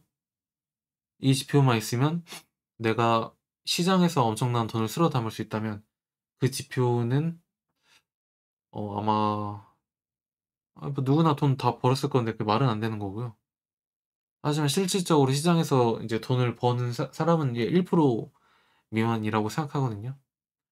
인제 이동평균선과 거래량을 제외한 기타 2차 가공된 보조 지표들은 제가 그래서 별로 좋아하지 않습니다. 그리고 꼭 제 이론이 아니더라도 자신만의 이론을 하셔도 되고 하지만 제가 2 년, 3 년이 넘게 제 이론을 정립함에 있어서 정말 많은 시간을 보냈던 것 같아요. 지금도 음 쉴 새 없이 항상 보고 있고요. 물론 '사태를 분석한다.' 이런 개념보다도 1 분봉에서의 뭐 내가 유의할 만한 거래량이 터지는지를 보기 위함이고 그렇습니다. 아까 뭐 이더리움 같이 1 분봉이 빨리 터지면 샘성에 닿았을 때 빨리 진입을 하기 위해서 아까 말씀드린 대로 올라가죠. 이런 것들 때문에 진짜 누구보다 치열하고 변태스럽고 스토커처럼 검증하고 이해해야 합니다. 네. 그리고 내 돈이 달린 결과물이기 때문에 결정을 내려야 하고요. 그렇기 때문에 어설프게 '돈이나 벌어볼까?' 이런 생각으로 참가하지 마시기 바랍니다. 웬만한 내가 '나 좀 덜렁댄다.' 요런 분들은 그냥 적금하시는 게 좋고요. 그럼에도 불구하고 나는 그냥 장기적으로 그냥 음 1 년, 2년 뭐 길게는 10 년까지 또 그냥 '적립식으로 주식을 살 거다.'라고 하신다면은 제가 아까 말씀드린 대로 세 달봉만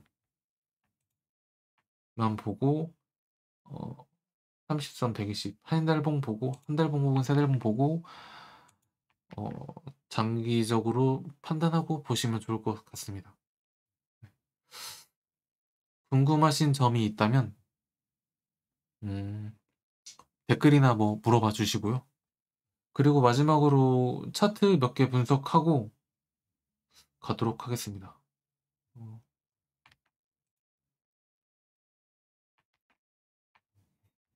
이더리움의 차트 한번 먼저 볼까요? 이더리움은 지금 3달봉 30 선이 생성된 지가 3달 됐는데 엄청나게 멀리 떨어져 있다가 30선 닿았죠. 그냥 장기적으로 할 만합니다. 네. 지금 여기서 아까 말한 저항, 네 번째 저항을 딛고 올라가는 모습. 그래서 한 번, 두 번, 세 번, 네 번. 지금 네 번째가 왔기 때문에 엄청난 기회죠. 그렇기 때문에 살만하다. 네. 살만하다라는 것이고, 음,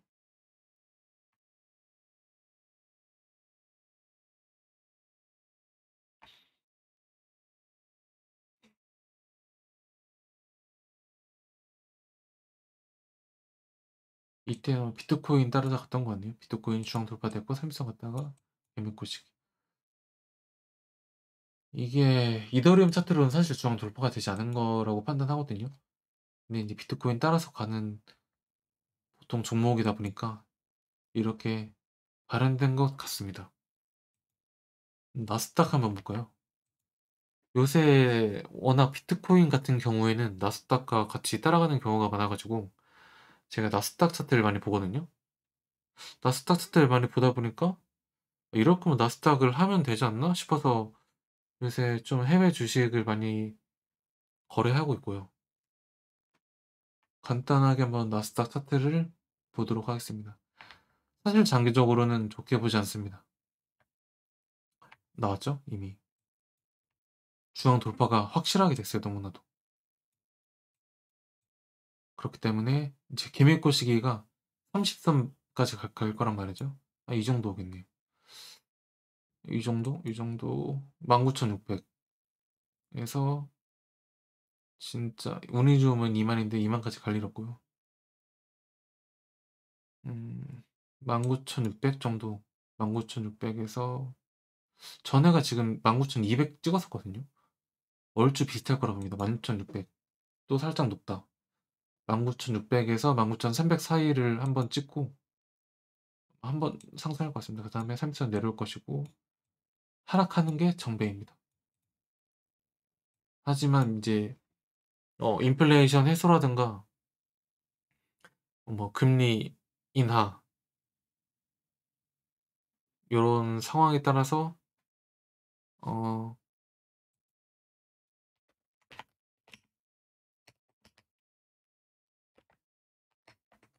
상황에 따라서 어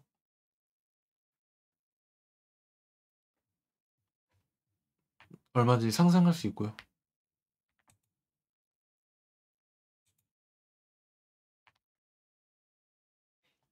하지만 지금 단기적으로 4 시간 봉에서는 제가 라이브 때도 한번 말씀드렸는데 이 저항을 뚫으러 올라가는 중이죠.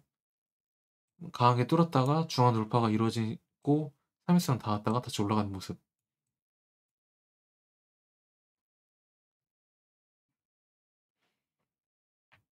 그래서 당장은 아까 말씀드린 대로 196,000 까지는 가지 않을까.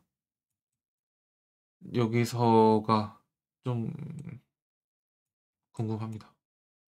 그래서 이때 아마 196,000에 다다른 이후에 어떻게 되는가에 대해선 라이브 방송을 통해서 한번 분석하도록 하고요.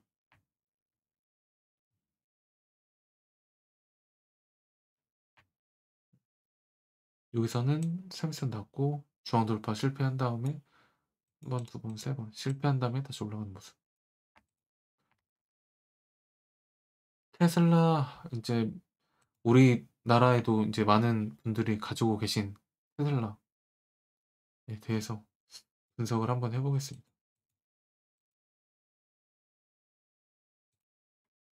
보통 이제 나스닥 종목 같은 경우에는 주봉 이상으로 많이 주봉 이상으로 보는 게 많이 정확하더라고요.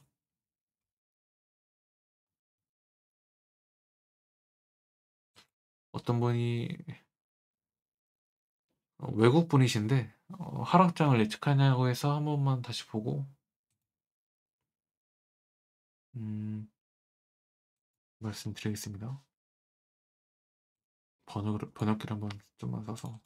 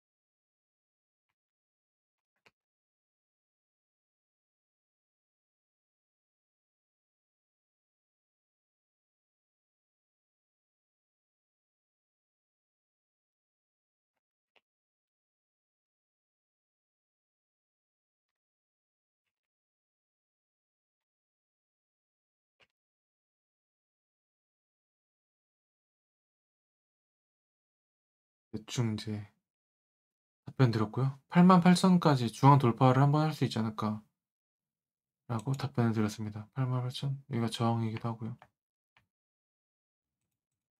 아마 중앙을 88,000까지 갔다 중앙을 뚫고 간다 하더라도 여기서 사면 안 되겠죠. 왜냐? 3일선 바로 내려올 거니까. 네.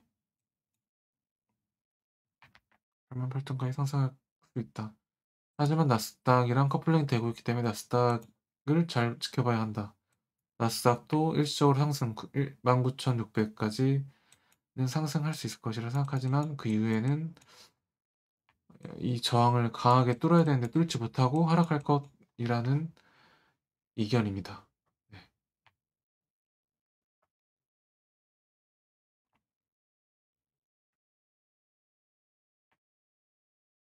음, 세 달 후에 BTC 같은 경우에는 이제 하락장을 예측하냐고 했는데 한번 보겠습니다. 세 달 후. 세 달 후까지는 사실 너무 멀어가지고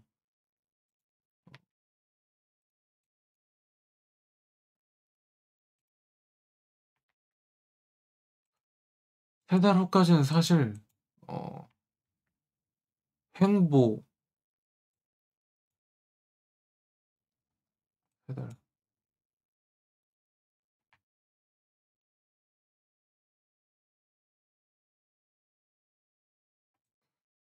세 달 후. 뭐 애매하네요. 갔다가 내려오고. 하지만 저항에 맞게서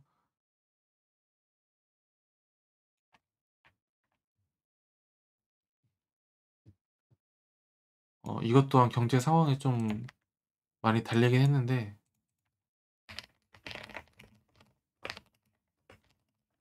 달려있긴 했는데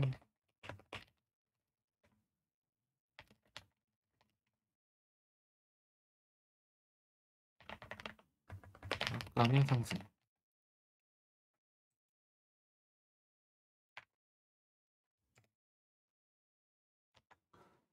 어, 비트코인도 상승을 좀 하고 있네요. 이더리움 힘이 세서 비트코인도 같이 상승을 하는 것 같습니다.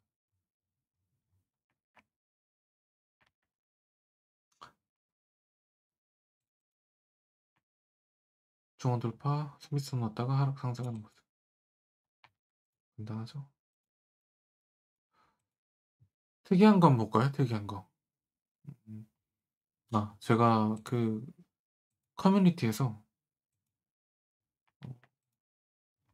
주식 종목들에 대해서 분석해 드리겠습니다. 이러면서 분석해 달라는 종목들을 받아왔는데 한번 요거에 대해서 어, 음 한번 해석을 해 보겠습니다. 요거는 제가 나중에 참고하기 위해서 인제 이렇게 내 분석이 얼마나 맞았나 참고하기 위해서 이렇게 쌓아 뒀고요. 쌓아 뒀고 이건 나중에 이렇게 답변을 했었습니다. 인제 이 답변의 근거들을 한번 살펴보도록 할게요. 사실 인제 추천해 주신 인제 종목들이 차트가 좀 애매한 것들이 많습니다. 하지만 분석을 해 보면 여기서까지는 이제 30선 타고 되게 안정적인 그래프를 갔어요 이렇게. 엄청난 상승을 이뤄냈고 과매수가 이루어지기 때문에 일시적 열기를 식히기 위한 하락은 당연하다. 하지만 중앙 돌파를 못 했죠. 중앙 돌파 못 했고 그럼 다시 상승. 아까 비트코인 차트랑 비트코인 차트에서 어 보던 많이 그래프죠. 중앙 돌파 실패 이후 올라가는 모습. 하지만 또 전고를 찍으면서 이 가격에 대한 불신이 많았기 때문에 매도가 있었고 그리고 중앙 돌파가 이루어진 모습이죠. 중앙 돌파가 이루어졌고 3일선 갔다가 하락했지만 다시 어쨌든 3일선 갔다가 3일선은 제대로 못 닿았어요. 여기서 닿았다고 봐야 되는데 어쨌든 여기서 횡복했지만 회복을 하려고 했지만 가려면 여기서 멈췄어야 되거든요. 사실 여기서 멈췄어도 하락은 동일합니다. 헤드 앤 숄더. 아무튼 헤드 앤 숄더에도 붙이는 어깨가 상당히 이제 이쪽으로 치우쳐 있는 모습인데 하락을 예측합니다. 중앙 돌파가 끝났기 때문에. 배는 이미 기울었다. 하지만 여기가 강한 저항이에요, 지금. 찍고 찍고 찍고 찍고 강한 저항이라서 어쨌든 여기까지는 내려올 가능성이 많다. 혹은 여기까지 내려오거나 여기서 횡보할 가능성이 많다라는 게 제 의견입니다. 하지만 이제 경제 상황에 따라서 또 다르고요. 어쨌든 저는 그래서 이거를 이렇게 어 해석을 했습니다. 장기적으로 좋은 모습은 아닙니다. 현재 가격보다는 무조건 떨어집니다. 셀트리온 평단까지는 오실 것 같으나 그 언저리에서 떨어질 것이 같은 게 제 의견입니다. 그러니까 어찌됐든 지금 평단이 17만 원 정도를 하셨거든요. 여기서는 이렇게 횡보를 할 것 같아. 왜냐면 여기서 또 횡보를 했으니까. 어쨌든 횡보를 하다가 이 배가 기울었고 한 번 더 기울었으니까 일시적으로 발버둥을 쳤지만 이 매도세가 더 많은 모습이에요. 엄청 올라갔지만 결국 내려왔어. 그럼 이 상승분이 의미가 없는 거거든요. 그렇기 때문에 여기도 상승을 엄청 했지만 다시 내려왔다. 그러면 어쨌든 발버둥을 한 번 더 칠 수는 있겠지만 한 번, 두 번, 세 번 발버둥을 칠 수는 있겠지만 다시 내려올 것이다. 라는 게 제 의견입니다. 그 다음은 HD현대중공업입니다. 단기적인 흐름은 나쁘지 않습니다만 현재 과매수 상태로 신규 매수는 권하지 않고 있습니다. 보유하고 계시다면 파세요. 제 의견입니다. 지금 한 달봉 보면 뭐 엄청 좋죠? 지금 제가 말한 엄청 좋은 그래프. 3일선 타고 올라가고 3일선 닫고 3일선 닫고 올라가고 3일선 날라가고 올라가고 또 3일선 무난하게 닫자마자 올라가는 되게 이런 차트가 건강한 차트입니다. 건강한 차트. 어, 공간감이 어느 정도 있을 때 중앙 돌파를 시도했지만 실패하고 횡보하면서 공간이 좁아져서 중앙 돌파라고 보기 어렵죠. 음, 여기도 어느 정도 그래프가 중앙 돌파를 할 거였으면 여기서 했어야 됐거든요. 근데 어느 정도 그래프가 기운 다음에 중앙 돌파를 했기 때문에 이건 의미가 없다. 다시 올라갈 것이다. 하지만 지금 정고에 대한 정고를 에 대한 고점에 대한 고점 이후 하락을 겪었기 때문에 한 번 더 고점을 겪으러 갈 때는 어려울 거지만 아마 3일선 닫고 다시 올라가지 않을까라고 생각합니다.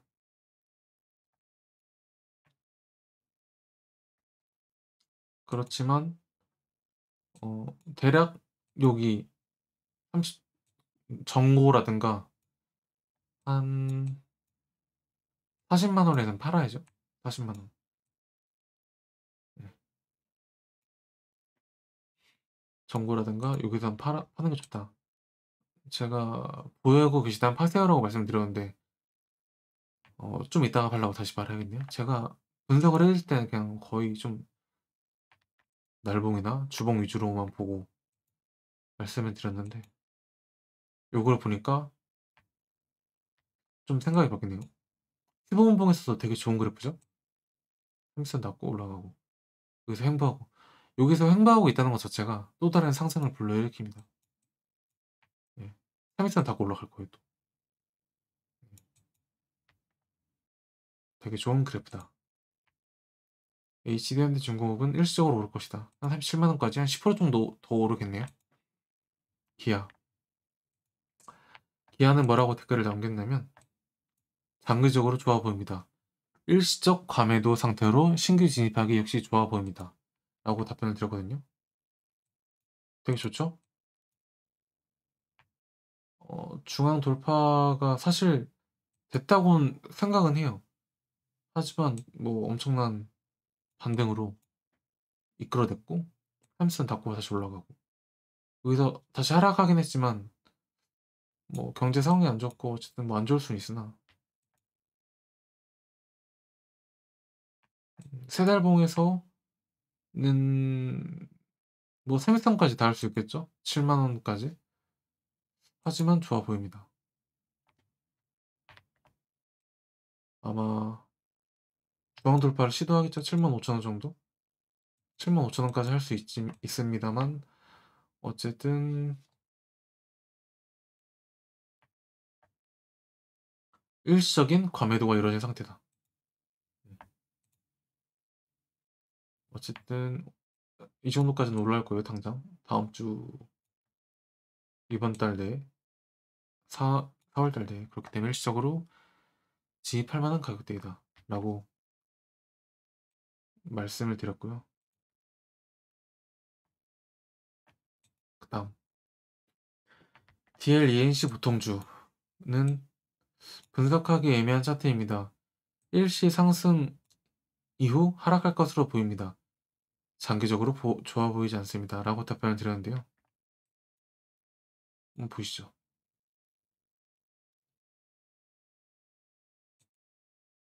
차트가 사실 해석하기에는 좋은 차트는 아니에요.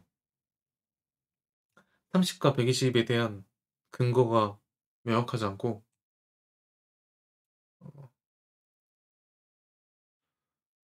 어느 정도 공간이 좁아진 이후에 돌파라 의미가 없고요.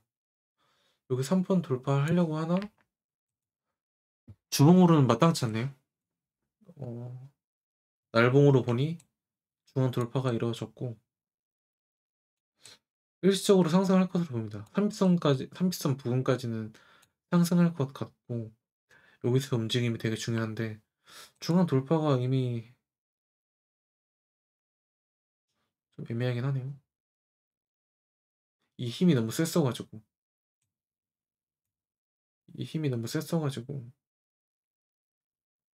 어쨌든 여기까지 내려오는 거 아닌가 하면은 지금 다시 보니 좀 상승할 여력이 있다.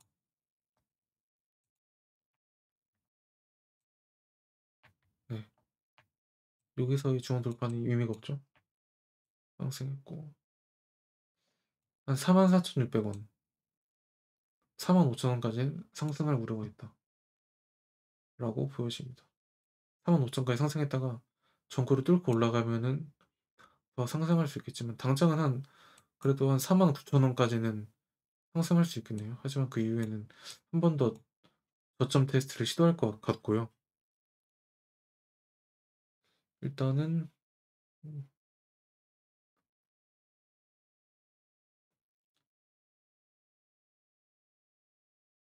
43,500원까지는 상승할 것 같다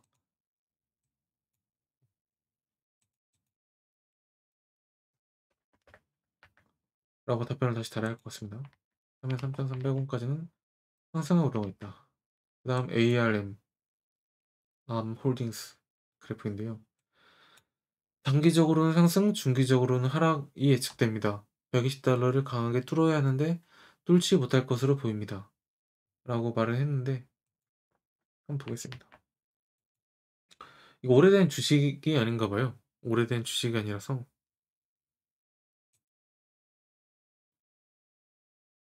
이렇게 변동성이 많고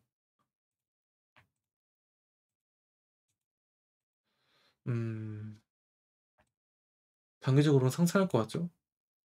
상승할 것 같은데 요 행보 라인을 강하게 뚫어야 되는데 이거 120달러 강하게 뚫어야 되는데 쉽진 않을 것 같아요. 여기서부터 내려오는 하락이 크기 때문에 아마 그래도 횡보를 하지 않을까 싶은데 음 또 다시 봐도 생각과는 그렇게 크게 벗어나지 않습니다. 네. 생각과는 크게 벗어나지 않고 에이프릴 바이오죠. 사실 다 저는 대형주들 한다 하더라도 대형주들만 하기 때문에 다들 처음 보는 겁니다. 기분 좋으면 16,000원, 안 좋으면 15,000원까지 오를 것이고 그 이후에는 하락이 계속될 것입니다.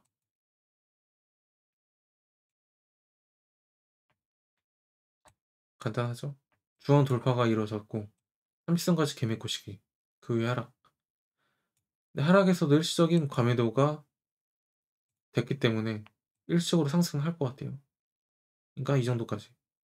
딱 맞죠? 아까 말한 게 기분 안 좋으면 15,000원, 기분 좋으면 좀 더 올라가지 뭐 15,000원 정도. 그다음 하락. 하지만 여기가 강한 저항이기 때문에 11,000원 이후로 다시 상승할 수도 있습니다. 그다음 보령 보통주고요. 보령 보통주. 8,800원까지 단기 상승 여지는 보입니다만 중장기적으로 좋지 않습니다. 지금 여기 항상 횡보 라인이기 때문에 저항이기도 하죠. 어쨌든 좀 저항선을 갖고 있고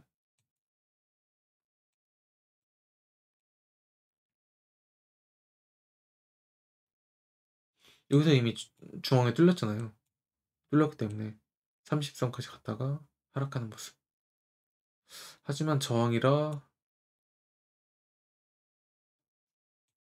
여기서 횡보하거나 뭐 가격이 뭐 크게 오를 것 같지는 않습니다.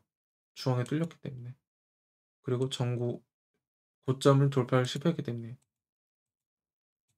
하락. 네. 좋아 보이진 않는다. 뭐 그 말이죠.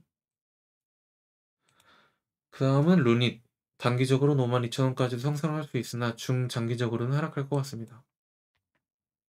이것도 얼마 되지 않은 주식이라 음 요거 같은 경우에는 헤드앤숄더의 모습을 갖고 있죠. 이렇게.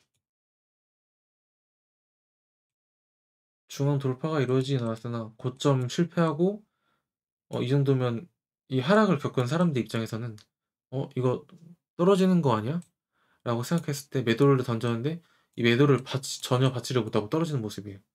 중앙 돌파 실패, 중앙 돌파 실패, 하락. 30선까지는 왔지만 어쨌든 추가 하락이 예상된다.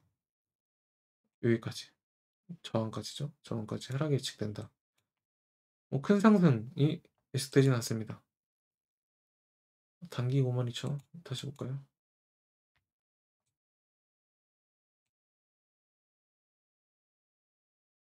단기 52,000원 오케이. 예. 적정합니다. 그다음은 코덱스 레버리지라고 어 과매도를 찍고 일시 상승할 것으로 보입니다. 중장기적으로는 나쁘지 않아 보입니다. 18,000원도 보입니다. 중장기는 올해까지이긴 합니다. 올해 이후가 안 좋다는 건 아니고 그건 그때 또 차트가 어떻게 형성되는지를 보고 분석해야 합니다. 라고 댓글을 달았고요. 음,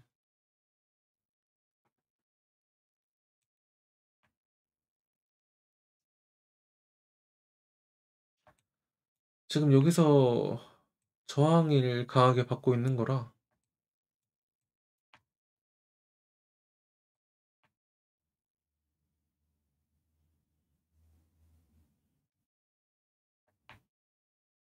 저항을 강하게 받고 있고 차트가 좀 뭐 분석하기가 좀 애매하긴 한데 이때 어떤 일이 있었나요? 많이 떨어졌었나? 뭐 어떤 이슈가 있었던 걸로 기억하고 떨어졌지만 어쨌든 30선 위로 금방 올라갔다 떨어졌다. 아마 저항받고 올라가지 않을까. 좀 애매하긴 합니다. 다시 보니까.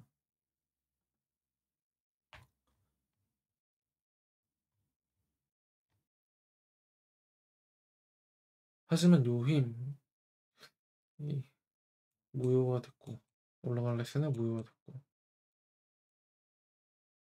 18,000원까지는 괜찮지 않아 보이고 중장기적으로 나쁘지 않다 했던 말이 어느 정도 그래프가 살짝은 이 기울기로 올라가고 있거든요. 고점이 조금씩 높아지고 이때는 코로나 때라 무효니까요. 그렇기 때문에 어느 정도 수점이 높아지고 있다. 고점도 높아지고 있다. 약간 이런 틀을 가지고 있기 때문에 올라가지 않을까 생각을 하면서 답변을 달았던 것 같습니다. 그리고 마지막 원택인데요. 답변 달았던 거를 보면 단기 과매수에 따라 일시 하락할 수 할 것 같고 이후 상승할 것으로 보입니다. 9,000원 중반대까지는 보입니다. 보겠습니다.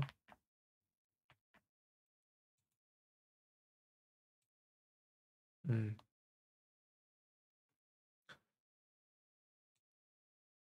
지금 단기 과매수가 된 상태이고요. 아이고. 지금 중앙 돌파가 위로 이어져 있죠. 어쨌든 과매수에 따라서 일시 하락할 것 같아요. 일시 하락을 좀 디테일하게 볼게요. 6,600원, 6,500원. 얼추 맞네요. 6,500원 왔다가 흰선 올라가고 120선 올라가면 내려갔다가 다시 올라가는 그래프로 보이고 올라갔다 내려가서 보이고 1,000원 중급. 음,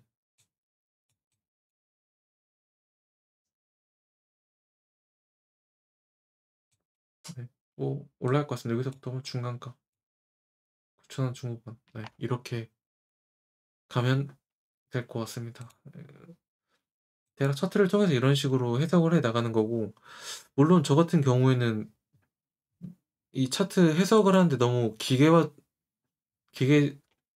하기 때문에 좀 이해가 안 되실 수 있을 것 같습니다만 금 그래프 한번 볼까요?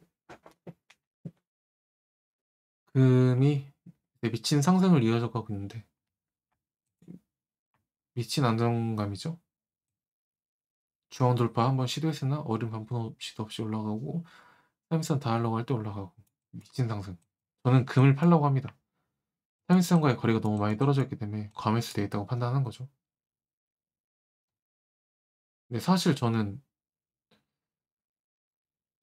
음, 예전부터 팔라고 하긴 했었는데 세 달봉으로는 엄청 과매수 되어 있을지 모르겠지만 이거를 쪼개서 봐야 돼요. 갈수록 한 달봉도 과매수네. 왜냐면 이 세 달봉에서는 엄청난 과매수인 것처럼 보이지만 이 달봉, 주봉에서는 이 매수를 조금씩 시켜가면서 올라갈 수 있었기 때문이죠. 올라갔을 수도 있었기 때문에 보세요. 세 달봉에서는 엄청난 상승을 한 것처럼 보이지만 주봉 보시면 3기선 닿으면서 그냥 무난하게 갔어. 여기서만 살짝 감매수가 된 거지. 엄청나게 안정적인 상승이다. 그렇기 때문에 제가 사실 이거는 한 여기서도 팔아야 되지 않나 싶었거든요. 왜냐면 이 격차가 더 많이 벌어졌기 때문에. 근데 이때가 10월 1일, 10월 달, 10월 이때거든요. 전혀 감매수 되지 않았어. 그렇기 때문에 일시적으로 매도가 있었지만 3일선 다시도 않고 올라갔다. 되게 안정적인 그래프이기 때문에 팔 이유가 없는 거죠. 네. 지금도 또 이걸 또 주봉으로 아니 뭐야 일봉으로 보면 되게 안정적인 상승이에요. 3일선에 붙어서 3일선과 크게 뭐 물론 떨어질 때 이 올라간 격차인 만큼 또 떨어질 수도 있습니다. 3일선과의 거리가 이만큼, 이만큼, 이만큼. 하지만 되게 안정적인 상승이에요. 네. 진짜 안정적인 상승이죠. 그러니까 이거는 지금은 살짝 근래에 볼 수 없었던 만큼 매수 격차가 벌어졌기 때문에, 삼일선과의 거래가 벌어졌기 때문에 살짝 과매도 돼 있다. 지금 팔아도 전 좋다고 생각해요. 왜냐면 삼일선 달아올 거니까. 이때 다시 사면 되잖아. 예. 지금 누가 봐도 한 7~8% 이득인데. 하지만 하루 기준으로는 과매수가 돼 있지만 또 4시간 봉 보죠. 4시간 봉도 좀 떨어져 있는데? 이거는 살짝 과매수다. 떨어질 만하다. 하지만 1시간 봉에서는 안정적인 상승이다. 이렇죠. 15분 봉에선 더 미친 안정감이죠.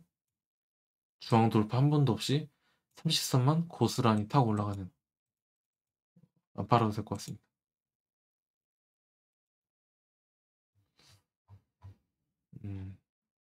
한번 과매도가 크게 떨어지면 그때 한번 최소, 근데 지금 보면은 15분 봉에서 최소한 30선과 120선이 한번 닿은 이후에 과매도가 한번 떨어질 거거든요. 닿은 이후에 이러던가. 그때 한번 보고 파는 것도 나쁘지 않다. 지금까지는 안정적인 상승이다. 이렇게 이제 세 달봉에서는 엄청나게 과매도 됐다고 볼 수 있지만 15분봉에서는 엄청난 안정한 상승을 이끌어왔다. 네. 엄청난 안전한 상승들을 이끌어왔다. 그렇기 때문에 세 달봉만 봐서는 과매수라고 볼 수 없고요. 전체적인 이런 1분봉부터 흐름을 봐야 됩니다. 1분봉에서는 엄청난 상승이 없기 때문에 뭐 팔 이유가 전혀 없죠. 이더리움보다 덜하잖아. 네, 아까 제가 이더리움 과매수되고 여기서 사라고 말씀드렸는데 뭐 이것도 안정적인 상승이죠. 아까 샀으면 2.74% 지금 먹고 계신 겁니다. 네. 차트 거래량은 이렇게 파악하는 거고, 지금도 거래량이 한번 터졌잖아요. 물론 이 거래량이 그 정점을 가리키는 거래량일 수도 있습니다. 시작과 끝에 터진다고 했으니까. 어쨌든 지금 우리가 우려할 만한 거는 중앙 돌파가 이루어진다든가 그러면은 이 차트에 대해서 이제 그만 내려올까라는 걸 생각해야 되는데 지금 전혀 그럴 필요가 없고, 대략적으로 방송은 네, 여기까지 하면 될 것 같고요. 아까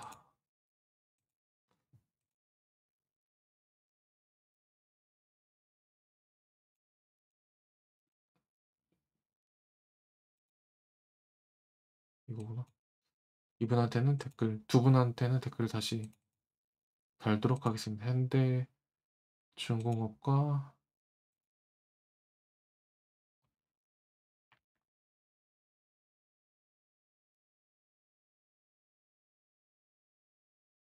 뭐였더라? 이거죠.